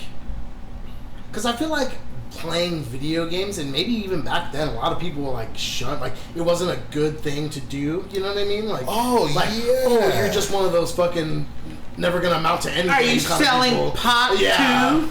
Yo, bitch. Yeah. Like you know what it is, and I'm a strong proponent of this. When I used to do like larger events and tournaments, I would always talk to parents to explain what your kids are doing so you can support them. So you see all these motherfuckers with their parents support them on like Joe's fucking dad going on Evo and me. Like, none of that shit happened to me growing up. My mom beat me in a fucking bowling alley one time because I would be going to play Street Fighter and I wasn't home. She's like, you're not at your second job. Crazy American. You know what I mean? You're not a lawyer and a doctor and a dentist. You know what I mean? Like, I'm a Keanu Ryu and I'm electricity, bro. Get at me. But like, you know what I mean? Oh shit, dude. The whole shit was just crazy, man. And like, fuck. It was weird. There was stigmas because that was the generation where, like, you remember them silk shirts started to come out with the samurai characters and shit on them. The old fucking dragon, the dragon, the like straight spike up, like hair, like so like the slick back, like gelled back hair. So the black nerd wasn't a thing. It was no. It was hood dudes that watch anime and play video games. Yeah. Those were the two parallels. Black nerd, no. Yeah. You couldn't just be a smart motherfucker that was into this shit. You was a hood dude. Yeah, you were a hood dude that did this shit. So like, I would go around to these places. So my friends, the dudes that put me on, they were all dudes that, when we were around them, it was fun video games and shit like that. But when we weren't around, it was guns, bitches, doing some crime shit and all the other shit. but because they knew, you know, David is a church boy and he goes to church with his mom and he goes to school and he makes good grades. Come around us when we play video games.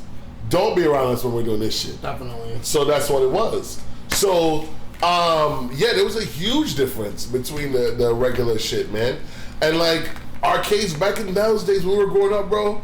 Like that was real entertainment, dude. Oh, it really was. Like shit was boring as fuck back then. Like fucking hanging out at arcade with some. Bro, you can just people watching the arcade alone, bro. Oh my God. That shit was entertaining. Shout out to people watching for sure. That is some of the funnest hella fucking boring back then. You didn't always have some cool fucking shit to watch.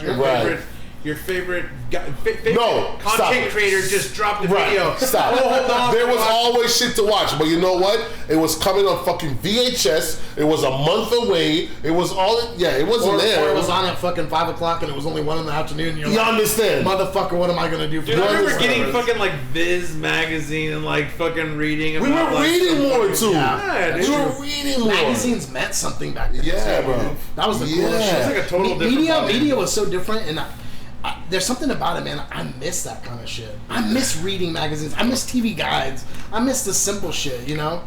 Being on the computer's cool, but... Right. Technology has made it a lot faster. Like, you know what it is? And I respect that. Like, one of y'all mentioned something earlier. I think it was you when you're talking about your dad and, like having freedoms. We were restricted. We had restricted access to shit, even information. Now these kids have access to everything, whenever they want, wherever they want. All they do is watch fucking videos of dogs like being drowned and like fucking. Like, you know what I mean? It's so pathetic, dude. Like we have so much power just in the phone, and we just use it for the dumbest reasons. Bro, somebody said that some shit on a TV show the other day. They're like, the phones that we have were more powerful than the computers that sent people to the moon and back. Fucking like a long time ago. That's already, fucking right. My fucking Envy, like in 2007, was more powerful than a fucking. Yeah, have you watched Hidden Figures? Because it's a black show. I've seen it. Yeah. They used to call people computers. The smart chick that goes to college or whatever at night, dude. That chick is so fucking. She was a fucking. Shit. They used to call human beings computers. Damn. No, and it wasn't a racial thing. It's a negative thing.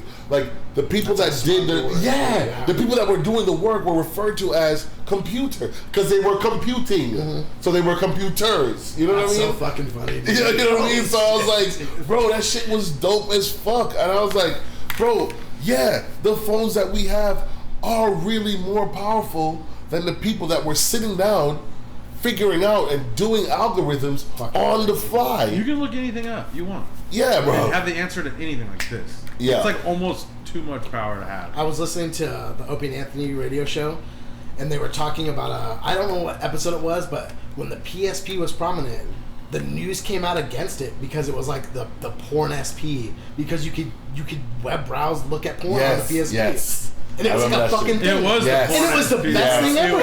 I didn't have to open shit like this. I was watching shit and watch porn at the same time. Damn, Dude, I remember whenever like the first couple like phone streaming porn. The videos were dog shit. It was like, but bro, it was insane. Who else used to be up late at night watching the screen? Just so the fuzz clues a little bit. You see like a nipple go through. You're like, Fuck yeah. Fuck yeah, dude. Oh, fuck. It was like, or like you. Oh my god, like, such a degenerate. I would sit there and just watch the like Mexican channel. No, like watch the Mexico channel for like years, just because every once in a while there'd be a titty on it. There'd be a titty, and I was just like, I mean, it was bad, dude. Like it was fucking insane. That and then the fucking blurred out like pay-per-view weird channel, and like you just see this titty every once in a while. You'd be like, and you just see like a little all right, like a girl's cum gutter, and it's like, oh, fuck. You're like, come on, like. Did he just say cum gutter? Yeah, I think so. Oh, is that a thing? Is that a real word? I think it's what gay people say, but it's. I heard it once. I tried to use it. Oh, I think I heard Michael. Oh my god! Blur out my face for this whole. No, you know what I mean? Shit. Like a chick's like crotch. You know? I know what you mean, Rico. So it's very visually clear what you're talking about. I get it. I know that you're using the word gutter as a means of water drainage through the thing. I get it, Rico. Promise you, I get it. I promise you. Glad we're on the same page. Fuck. Yo, bro, what time is it? This shit is wild as fuck. What are we? We're at 2:45. Are we really? Yeah. Fuck, dog. I should probably try to get to some substance. So. All right, get it, call We it were a going quiz. there. He was talking about going to the arcades. I asked him if it was any different, and you said there was a stigma to it. What was the first tournament you ever went to? Oh shit! This guy named Nico used to do tournaments out of his video game shop. Did the Third Strike player? No. This is the other guy that we used to know growing up, and this is in Florida this whole time. Okay. And we played either KOF or Mark of the Wolves. Garou. Garou. Mark of the Wolves was like the first video game tournament. That's sick, dude. Back then, because back then SNK. That was was 1999. Yeah, that's what I'm telling you. I was a kid, bro. The homie that I go to tournaments with now was a dude I used to run the streets with back then. That's doing so tournaments. crazy. I think Garou came out in 1999. Yeah, it was like 2000. 2001 or something shit like that. 2000-ish era. Yeah, there was all bro. And it came out around the same time as Third Strike. So Yeah, it was. crazy.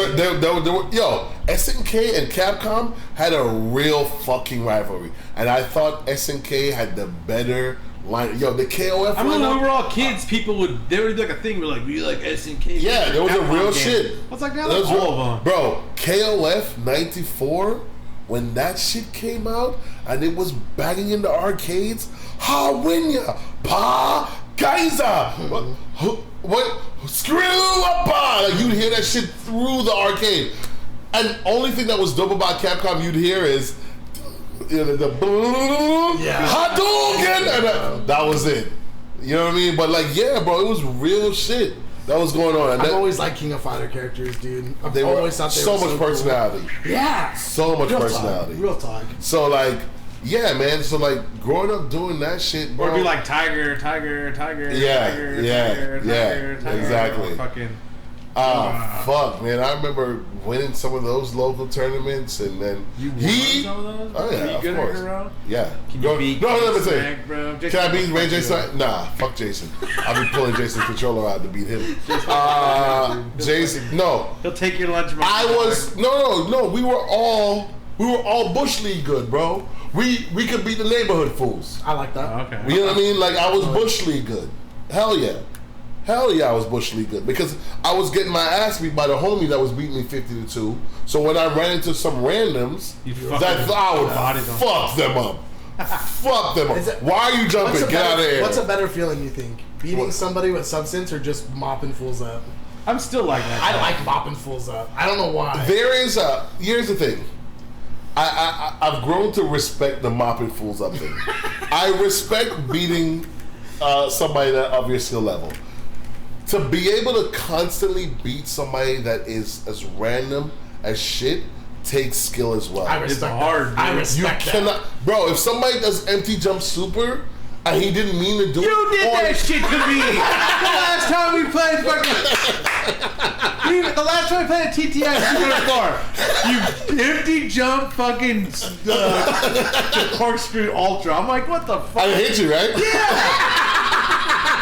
You listen. You learn certain things playing random, Definitely, bro. definitely. You learn. You can sit here and argue with me all you want. That's what we all but say, dude. The fight. All right, let me tell you something. The generations of kids fight different now.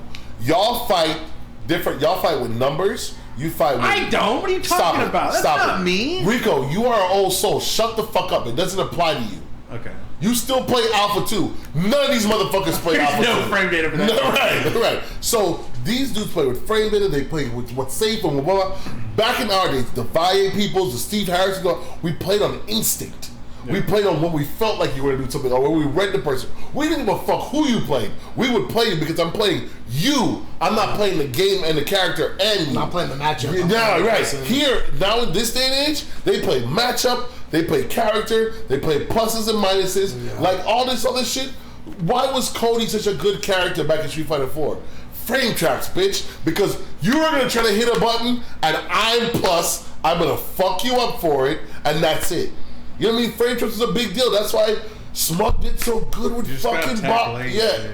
But take late, them fools will be like, walk back shimmy, boom, blow your shit up. I'm really late. Like Gokin back throw. 6 frames after I'm grabbed. You know what I mean? Like super late. Bro, like it was the same shit, yo. Yeah, it's funny when people just get hit by that shit every time. It's like, bro, what are you doing? You gotta at least like try not to just like. Bro, well, I think at that part you're so cracked you just don't even fucking know. Bro, if you get randomly back thrown by Gokin in a fucking match and you're not ready, I was a Gokin player, and when Gokin grabbed me, I would panic and I would hit the throw at the wrong time, and it'd be like, scoop. Yep. Shit. Fucking yeah. Show you that, bro. Wow, that shit was. He was such a cool character. I thought. Yeah, I loved him. Gokin, dude. Bro, but the Blanca matchup made me switch, bro. That shit was so hard. You can just react, slide, or what? Yeah, react, slide, EX ball, roll through fireballs, and you couldn't punish the fucking ball. I hated Blanca with fucking Gokin. You couldn't punish it with the Dragon. I always felt like I had a cool.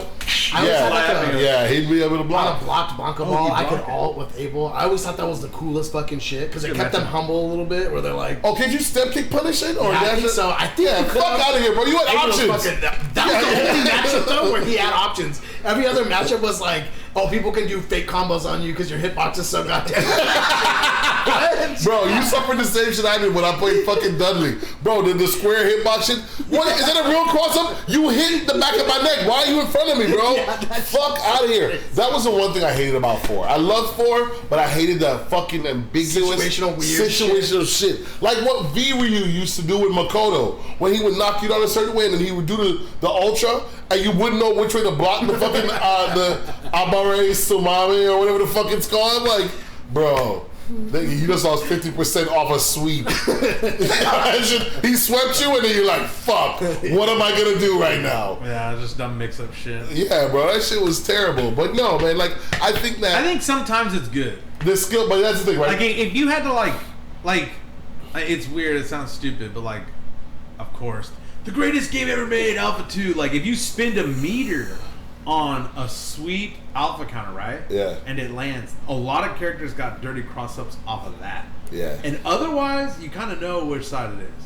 But in that situation, like Charlie gets a fucking alpha counter, dude, the cross-up off of that is some fucked up shit. And it is like a 50-50 type deal. So let me go back to this question. But otherwise, it's not really, you can tell. What's the difference then between playing a random and playing a high-level person that puts you in a situation of 50-50? Because when you're playing a random, you get hit by shit that you don't expect, which makes it into should I have blocked right there or should I not? Like, you know what I mean? Definitely. Like, I've played people that have walked up, DP'd me in my face. Scrubby shit. Why does that work? And then when fucking Daigo does it, it's the Umihara, it's the Umi Shori. Because I think that there's a level of like chess going on in the head. Yeah. Where like what you said when Rico was like, "You did that to me." Well, that's because that was educated in that sense, right? Like it's like I knew you were going to try to attack me the moment I landed, so I had something for that ass. Well, I think I like tried to block, right, and then whenever this is what I do a lot, and I don't want to out myself, but a lot of times it's your playstyle. What does it matter? I would block like tech option select. Yeah. Where I would during the block, I would hit tech just in case something crazy happened. Definitely. Right. And it would always out me whenever a Sea Viper would jump and then stop in the air and do a burn kick. In that time where I would be I think I'm blocking the hit, but then it takes a second longer. And then it goes around you, yeah. Oh, and then it fucking goes, kicks me in the face. I'm like, ugh. So I would block tech in between, which should have been in the block, but instead you empty jumped, and then I'm like, oh fuck, and then I hit that back throw, but that works too. Yeah. I'll back throw people if they somehow manage to fuck up their timing. Yeah, but you know what? Your back throw 8 ultra in the meantime. Exactly. So I was like, whatever. That's the thing. Right? Right? I don't know if you were watching me being like, no, I did not care. Listen to the thing. I saw a pattern in your playstyle that where you did something every time that I came in. Whether you either anti-aired me or by the time I landed, you were immediately either trying to trip guard me or attack me. So my options were, okay, bitch, I'm gonna jump just far enough away where you can't anti-air me, but close enough to where you can attack me. So when I land there, if you don't block, I win. No matter what the fuck you do, unless you EX out of there. So when you did a normal throw or whatever your options were, there was a 70 to 85% chance that I was gonna win. That's it. And that's what I'm doing. And yes, of course, people be like, nah, I play David. So like people that play me in the regular, their hair stand on edge. They're like, yo, I fucking hate playing you because I never know when you're gonna randomly super. Stupid shit. Yeah, so I'm like, okay, because bro, that's how we grew up playing. Well, in some games, it's not the worst idea, especially if it's like I think in certain games it applies differently. Like or like safe supers. Yeah, bro. Like you know safe level 1 supers, and like you just do little frame traps. I know I cheat a lot, but like fucking every button with Ryu, like every hop kick might be a super afterwards. Might be a super dragon punch. Like good time to guess or throw. There are 3 options, bro. Like you're not even like. I swear you're not even like positive. It's just like so. Yeah, I'm not. That's how the trap works. I don't know the frame data, but I'm pretty sure. It's bro, not so here's the thing, like, right? It's not punishable, but it's also not exactly. So here's how the trap works. This is how the mentality works. So like, I either do the setup meaty, or I do it late. So if I do it meaty, I know I'm plus. Mm-hmm. So you're gonna, if you're not paying attention, you're gonna try to punish my shit. Right? Like Josh got real hip to it. So Josh was punching shit all the time. So it was like it's almost annoying to play Josh because I couldn't do any of my setups. I actually had to play him like normal, which is boring as shit. Right. Play him honest. Right. Who the fuck wants to play honest, right? That shit's not fun anymore. So the part is about setting up the traps to see if you bite. So if I get you, listen. There is nothing. I've seen you fuck people up before. There's nothing more humbling and nothing more more satisfying when they bite and you do a fierce DP and you hear crack and that fucking chunk of their life goes away and you're just you know that shit where you're like bitch and you just see Ryu coming down and shit. It's like so you feel it, bro. You know what the fucking sickest shit I remember about playing Street Fighter back in the day? What? There was this dude named Nelson out of Miami, and this is Super Turbo days. This is Alpha days. This fool on the opponent's wake up with fierce DP just a split second after they got up. So just when they either threw or when they do short, fierce DP, crack, stun him. That's a hard read, dude. Bro, we would watch that shit and go like, yo, that is a scrubby as shit. Like you'd have people go, that's a scrubby shit, that's the other, and then the other people that really understood what happened go, fuck, bro, I would have ate that shit too because I woke up and threw. Yeah. You know what I mean? Like you sat there and you're like, bro, that was such a galaxy brain shit. Now the kids of this generation would be like, that shit is dumb and whack. No, bitch, we had to suffer through that for y'all to get to this mentality where you play safer now. I think if you play that way, you know whether or not it's like 51% chance. You Right, yeah. You're kind of in their head a little bit and you're like, I got this, like right here, I know. I'm not gonna throw it all away. This is more of a exactly. risk. This is a calculated risk. It's like when you're taking a test and like you don't know the answer, but you can kind of like take an educated guess based off of like one's like clearly like a troll question, like a troll answer. Right. You're like, well, it's not George Washington. Right. Clearly, it's not him. Right. No, but you're right. The way that the FTC plays now, they're more card counting than anything. Yeah. They don't take the risks that we used to take. And I don't like that. It's not fun for me. I don't like it. I don't like it. I don't like watching doing, and I don't like it. It's funny. I've been watching this Mahjong anime and Akage, and that's what it's all based around. Is he doesn't like people that don't risk it. They're trying to count. They're trying to fucking like calculated strategy and shit. And he's like, nah. Sometimes you gotta like put it all on the line. I fucking respect that, dude. No, you understand what I'm saying? Like, bro, like what is it? Like Marvel. Look at a game like Marvel 2. Marvel 2 is a literal. It is. What's that place in fucking X-Men where they go to the Wild West and not the Wild West, where they fight dinosaurs and shit? Like there's. This, oh my god, I know what you're talking about. Yeah, you know what I mean? Like. I know. All Marvel 2 to me is a blank canvas with like 2 or 3 real rules. Everybody just creates whatever magic they want to create when they're playing that game. That was my first shit, dude. Bro, Marvel 2 was my first. Well, no, I played Marvel 1 a lot too. You want to know you know what's crazy? I was thinking about this shit the other day. Yeah. When was the first time I like kind of got my eyes opened up to like playing fighting games more like legit. Yeah. Because I was in like 7th grade and we were talking about Marvel vs. Capcom 1. I think it was 1990.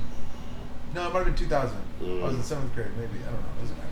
Either way, like I don't think Marvel 2 had come out yet. And I was talking about how we were talking about who we played in Marvel 1. Yeah. And I was talking to my friend, what was his name? It was a Filipino kid. He was a total badass. I can't remember his name right now. I haven't seen that. Paul. And we were all fucking we were such nerds, bro. Yeah. Like drawing fucking Terry Bogard in our notebooks and shit. Bro, like, Terry Bogard is everybody's we just draw little fucking hero, like little caps with like the metal thing on it. We're just like, you know, we're just fucking total nerds, dude. 7th grade, you can't be any gayer. And then I was talking about how like, oh yeah, there's this one setup I do, and I told him how I did my super, and it was like I would use like all the triggers to do like the big like team super or whatever. Instead of like doing a level 1 like super. Yeah. And then he started questioning me about it, and he's like, "You don't fucking like manually input your fucking supers?" And I was like, "No." And he's like, "You're a fucking scrub." And I was like, "What?" I was like, "I'm a bitch." I was like, I know, it really blew my mind. That's crazy. He's like, "My fucking cousins, dude." He's like, they fucking play that shit for real, dude. He's like, they say you're a fucking bitch if you fucking hit the bro. The elitism, like, that's where it starts. Crazy. I was like, I don't want to be a little bitch, dude. And I just like picked Mega Man, like turned into the duck and was just like, like just started like shooting the fuck. You know what I mean? I was like, I'm good now. I know how to play this game. Yeah. Like, what was it? Was it Capcom or Marvel vs. X-Men or some shit like that? It was not Marvel, but. What was that called? The one with Storm in that bitch and like Colossus and all Marvel that. Marvel Superheroes? I think that might have been. It's either Marvel Superheroes or X-Men versus Street Fighter. I think it was X-Men versus Street Fighter. X-Men versus Street Fighter was a 2v2 also. Yeah, that shit was cool, dope. Dude. That shit was dope. That game was pretty sick. Marvel 2 though, like when you mentioned like when that's the first game I ever put like.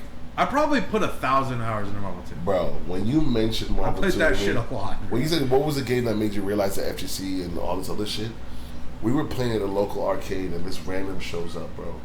And he starts fucking me and my friends up and we were playing Marvel 2. So you know Bush League, what I was telling you about. I'm like, yo, pride was on the line. I don't even know what you're saying. Bush League? When you beat all the locals. When you beat all the Bush Leagues. The Bush Leaguers. Oh, okay. So it's like the local homies or whatever, right? We were like, none of my Bush League boys right now can play anything in the FGC and beat any of us. Bush League boys, I like that. You know what I mean? Like, that's a cool name. So like, we were there and this dude did Cable's guard break on us. Oh.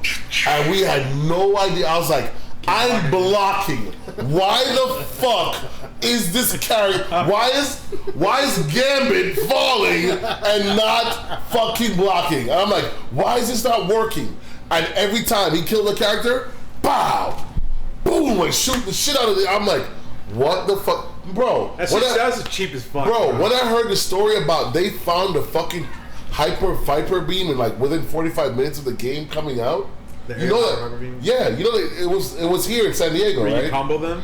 No, they figured out just to do it. Oh, just the to tiger knee it. The guard break. Not the guard break. That's the tiger knee. They found out about it here. That's whenever you do it once and then you do it again. Yeah. Combos. Yeah, bro. That's crazy. You know that's why that's why I played Arthur in Marvel 3 when it came out. It's because you could do the like shield throw super and then like kind of like do it right afterwards and keep comboing it, and I thought it kind of reminded me of like the air hyper viper. Yeah, so air hyper viper dude. Bro, I was like, this is sick, dude. That shit was crazy. And I only played it for like 3 weeks. I was like, this game sucks. I was like, it's fucking TVC 2. It's not Marvel 3, dude. It's over, dude. This shit was rough, man. Like that Marvel 2 experience for me was. Marvel 2 is the sickest game. I always played dumbass teams though. Who did you play? I played like Silver Samurai and shit, and I would just sit there and wait for them to call and assist. I played like Ryu, Captain America, and like Gambit or some shit, or Ken or some shit. Like, and it doesn't matter. Like Ken was so fucking sick in that game, dude. I didn't know that. We didn't know that Tatsu was doing all that big stuff. He was, dude. bro. Ken was good. VDO, bro. Colossus. It was crazy. He's like almost like that Egyptian grappler.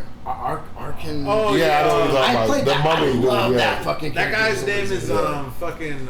Oh, dude. He has people pronounce it 2 different ways. Yeah, that's why I was always weird. Sometimes people call him What the fuck is his That name, bitch might as well have been a gray box on the screen. I have never played that motherfucker. Dude, he has an infinite, dude. He's fucking badass. Bro, that's why I said the game is like an open canvas. Almost like everyone. Bro, Use the that little first time. zombie, he throws out that little zombie, and then you can fucking like. Ken has an infinite versus fucking Sentinel. I didn't know that shit. They called it the Kenfinite. I watched that shit happen one time in a real. So big or what? Yeah, he's like jump fierce, jump kick, blah blah, Tatsu, and the Tatsu has such heavy hit damage on it and hit advantage, like you could do it again. And I was like, Ken, fucking not rogues, storms, infinite, like bro. Dude, I played so many characters in that game, and I thought I was so sick. I thought my Dhalsim and like Bison were good in that game, and I'm like, dude, I fucking suck ass. And then it's crazy because like I just didn't play it like. But that's, you grew up on Street Fighter. The fucking boom, boom, boom, boom. Like, you know, you do the aerial combo, you fucking smack them down. Sometimes, if you're like fucking Guile or Mega Red, you do the air, you launch him and go pop, pop, pop, and then do the super and fucking catch him and shit. You're like, yeah, I'm a fucking badass. Like, I'm so good. Change this shit to Scrub Podcast. And it's like, fuck, man. And then SPO's for Scrub Podcast. Dude, we fucking suck ass, dude. And we tried so hard, dude. I'd pick Jill and do all the zombies and dogs and fucking crows. Right. And I'm like, yo, my crow game is fucking ass, bro. Fucking Raccoon City Skies protected. You know, and I just sucked ass at that game. Yo, when I ran into a real Sentinel for the first time, not being able to move is one of the most frustrating things. No matter what you do, like they lock you down. Yeah, they just like boom, boom, boom, boom. Oh, I got free. No, you didn't. Spit, right? I mean, like that shit, bro. Or the first time, what's the other character, the Devilheart or Darkheart or whatever? Blackheart. Oh, dude, I had the Blackheart from fucking Shutdown. I thought it was so cool. I was like, dude, if you hit him with the green ones, you can super afterwards. Yeah, right. Get the fuck out of here, bro. No one was like mashing out of it, dude. No, that shit was wild as fuck. But it was crazy because I actually kind of played him right in a weird way. Like I would play keep away with him. Yeah, what you were supposed to do. I know, but I was just I was like, yo, this guy's got some sick shit. Like, you get that one pillar thing, yeah, bro. You can just fuck with people. And those little shits would come out and you spit them out of his mouth. And the other thing I realized, I was like, dude, if you pick Silver Samurai, I was like, the fucking ninja stars on chip or hit, they do so much damage. Like, it's the same damage. I was like, you what are winning. the fuck is going on? Yeah, you're so winning. I would just try to just throw as many fucking shurikens as possible and just boost up with the lightning. Dude, the lightning super in that game where you would get the power up, the lightning one was fucking godlike. I still don't give a shit what anyone says. Silver Samurai is good in that game. Fucking kiss my he's a cool character, but anything too. He looks good on paper. Yeah, he's alright. But that fool ain't good for application. Dude, he's my man, dude. Bro, stop. Fam, the only thing is like I guess one of the things too, like once you understand when you first entered the FGC, like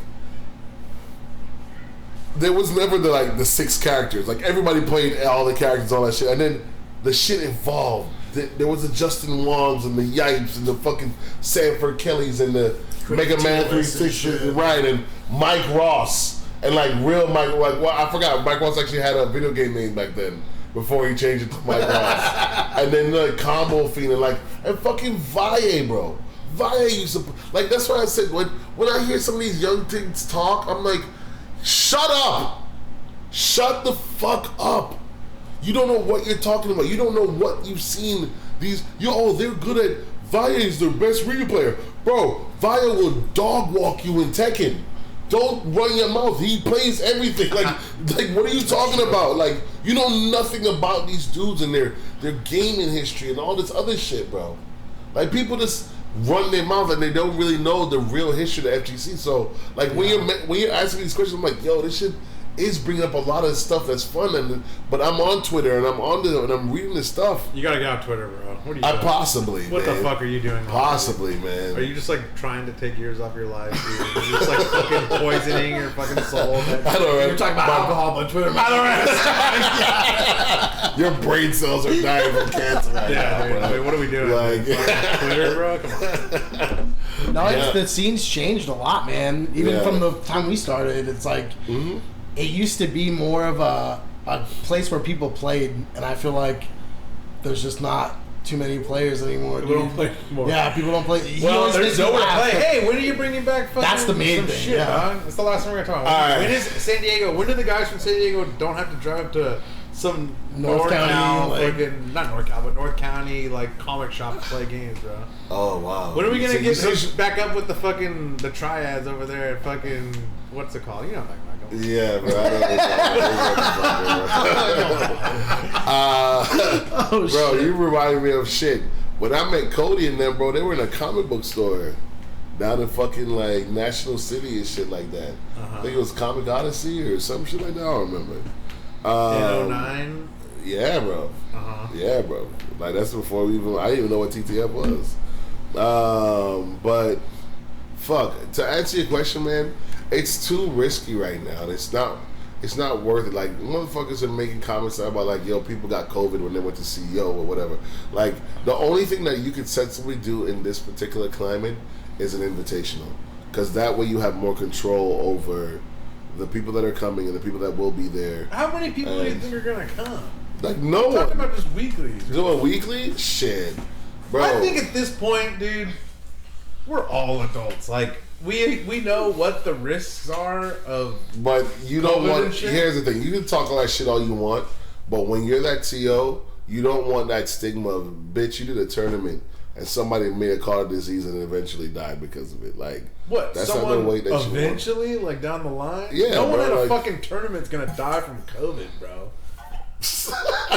Listen, Is Rico, my grandma gonna go to fucking CEO? What the fuck are you talking a about? grandma was at CEO. Look that shit up. Yeah, did she die? Who knows? No, she didn't. Did you see her again, dude? Rico like, but did she die? Like, Oh, I'm serious, dude. Like, you think that fucking Well, I mean, I know everyone hates online, but what about some online shit? 25 to 35-year-olds death rate, like healthy, even fuck it, morbidly obese 25 to 35-year-olds have like a 0% chance of dying from COVID. Rico, I'm all right. Let me put it to you this way, so it's personal. You understand? I'm not trying to put. I'm not. No, trying you're to not be putting like, me. You're not putting me in any place. No. do something so No. I can play a game. I'm not down to take that risk on yet, and I've talked to people in the community about it, and we've had little, powwows and shit, and like, Bro, but you can go to fucking Mexico. You feel safe, right? I live my life. not the way worried. I choose. You're not You know what worried I'm about saying? anything I'm else. not worried about none of that You're shit. not worried about I putting am something in not. your mouth. I am not worried about none of that shit. But at the same time, what I'm willing to do for my life, I cannot impose on But others. you know what I mean? Like, I know, but Right. you're not forcing anyone to go. Also, like if they are like, But setting the stage. What if they're like 10% of Americans have died from COVID? Like, I'm not gonna go. I don't want to take that chance, even though that's not fucking true. I at get all. what you're saying. You know what I get it. mean? Like, yeah, you Rico, can let the let me fucking- answer your question. You can let the cowards stay at home. And let the, if you Such can't, a propaganda if you asshole, can't bro. run with the big dogs, stay on the porch. Serious players only, dude. Yeah. Like, anarchist number 1, anarchist 99, like whatever. Like triple X and shit. Shut the fuck up. Yeah, dude, Vin Diesel, fucking Ice Cube and shit. Yo, this fool, bro. So nah, man. I'm not saying I haven't thought about it, but like even online and all the other stuff, bro. Being a consistent TO takes work. Yes, it does. And we are the number 1 volunteers. And you know what? I'm a little bit salty seeing motherfuckers like Capcom and all these other companies come in now and paying all these dudes to do all these tournaments and take all these ideas. Like, they run sets now in Capcom. Well, that's our shit. Mm-hmm. You understand what I'm saying? You just put money behind it, and then you got all these... And it's the same people that's doing it. You're not making the community really see what's going on. No. You're paying the same motherfuckers to do commentary. You're grabbing the same top players. You know what? Why don't you run 2 sets? Grab some scrubby motherfuckers and grab the top tier ones and run them against each other and see how it works. Let the commentator commentate against. You're not really letting the community shine, bro. So like when I see this shit as a TO, man, it's heartbreaking, bro. Because I know I put a lot of years, time, and effort into it, and seeing these scumbags do it, and then the FGC's all behind like, yay! And I'm like, bro, I was doing this shit, rap breaking and using my own money, and all I would get is hate. Or you'd be, some people be the biggest complaint. Well, man, I didn't like this, or maybe you should have done this differently. Maybe you should have thought about it. Like, motherfucker, I've been doing this shit for 20 years. You didn't think I didn't think about it? Or maybe I just didn't have the resources? Or maybe some shit happened? Maybe a dude fucking flaked? You think I didn't think about it, some shit? You're about to come teach me some shit that I was doing when you were in your mother's pussy? Bitch, if you don't shut the fuck up. That's true, bro. If you don't shut up, bro. Like, how the fuck you gonna try to teach you shit that I was doing before you were born? Yeah. Shut up, please. I'm not stupid. You've had a conversation with me before. Don't come to suggest shit to me unless it's really new information you're introducing. Well, what would you say about, like, when the fucking... Whenever shit's, like, not... Talk, ask. I'm trying to... What about... I know I'm gonna fucking sound like a total asshole. We've been all cool here, and I hope I don't like hurt your feelings. Right?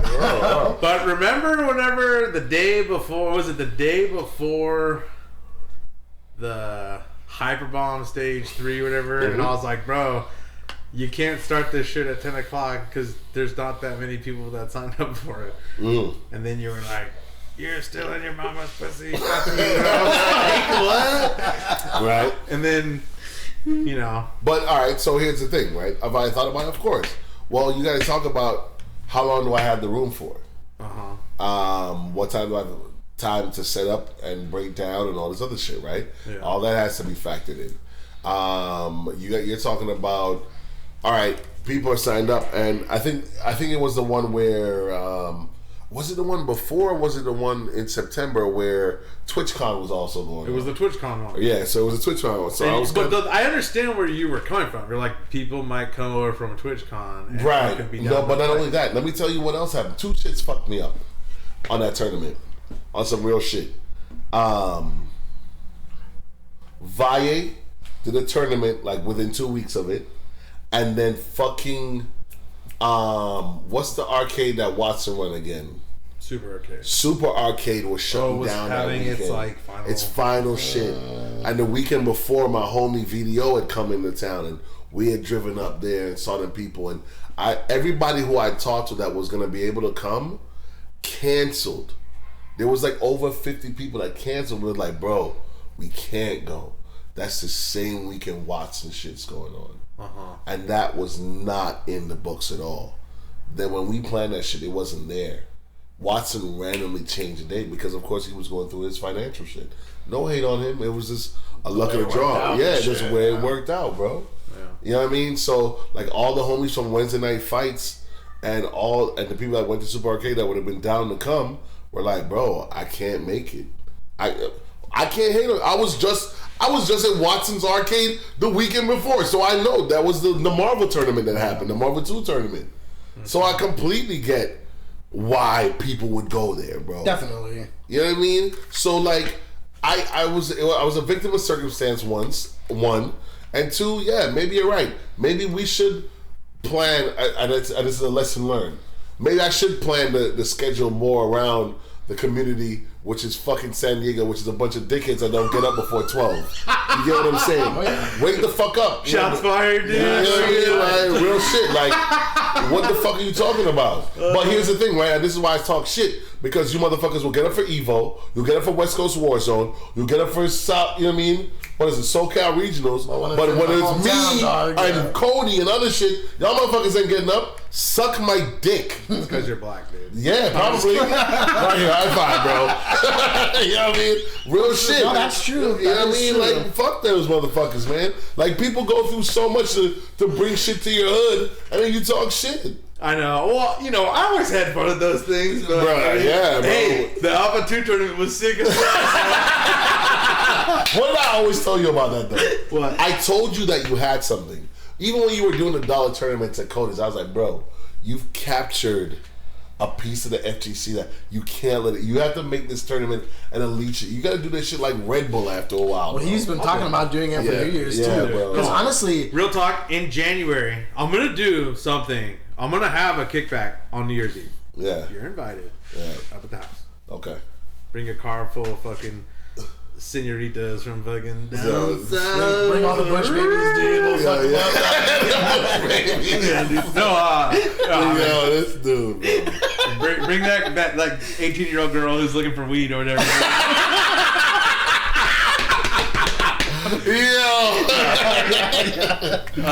Yo, this fool, bro. But people, my friends are invited. If you show up, I don't know you. You might get killed. So just if you're, I know like 75 people watch this. Like, you're not all invited. But let me be clear. Yeah, if you know where I live, you can come. Trust me, that shit's hard to find at night, bro. Yes, don't even try to show up on that bitch. So but no, in January I want to like do an alpha thing. Yeah. And like throw some money into it and make it like a cool thing. Yeah, bro. I think you should. It's gonna be sick. I'm already planning on it.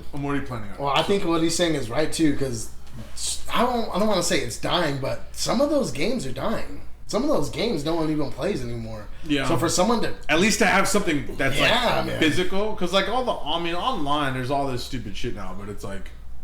No, bro. You can't. Like, what's that one? Half of those people on Fightcade are playing because you play, dog. No, well, yeah. You know what I mean? Like, I was on a fucking Say Jams Will It Kill episode one time. Yeah, you was. Have you ever seen Say Jams Will It Kill or whatever? Yeah. You've seen it? No, actually. Oh, it's like a YouTube thing he does, like at the end of the month. I learned this last night. I found this out. Yeah. Apparently, Sean watches it. Of course, the white guy. The whitest guy ever watching the other whitest guys. That's my point. Content, dude. That's my point. That's my point. I mean, Sean would show up at 10 in the morning to Say Jam tournament. Sean ain't watching Tasty Steve or Ski Sonic, bro. Get the fuck out of here, bro. What's Sean know about Ski Sonic? Bracelets on Okay, so there's like this video he does where it's like people like submit like the combos to him. Yeah. And it's like, will it kill? And it has like, they have like half health or something. Yeah, it's a it's a satire of James Chen. People like famous shit. People like guess on like, it's like a poll he does before it happens, and people submit it really fast, and then it's like 53 or 48 or whatever, and then they do it and they see what happens. So I guess someone put me playing Adon on there with like some Rose player, and he fucking jumps in and tries to throw me, and I'm crouch taking with fucking CC.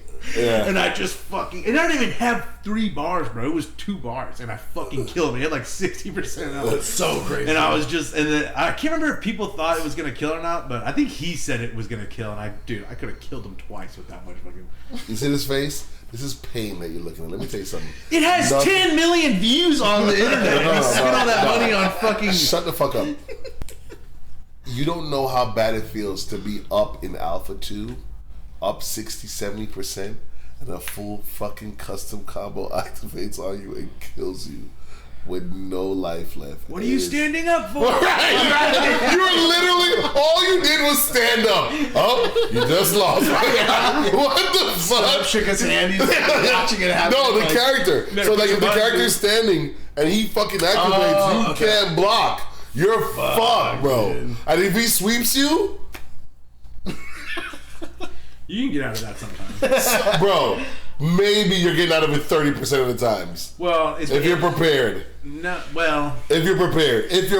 There's a whole. The trap within the trap. There's a whole backstory about this whole thing. The no. What is it called? The no mix up. Like, yeah, no. I tried to bait you into custom comboing me by standing, but it didn't work. It's a little cheesy, but you can do that to them too. Yeah, I know. It's an even fucking playing field, dude. Don't stand up, dude. What are you standing up for? Like he's just crouching and he goes, oh, and it's all. Shit is so dumb. So it makes you push buttons more. Where are we, bro? I can't even remember where we were talking about how we got over the fucking... We're going home, dude. Say Jam fucking... We're sending it home, dude. The tournament, Alpha 2. No. We were talking about fucking Bracket Visionaries, like... Oh, next event? Resurrection, dude. Call it Resurrection. That's bro. Have Kong make a fucking trailer for it with like broken glass and have like EDM like or have like that. Remember that one cool like. No, I'm black. Rap music. Fuck EDM. Okay, have it be rap EDM. It's like he's like, there's gonna be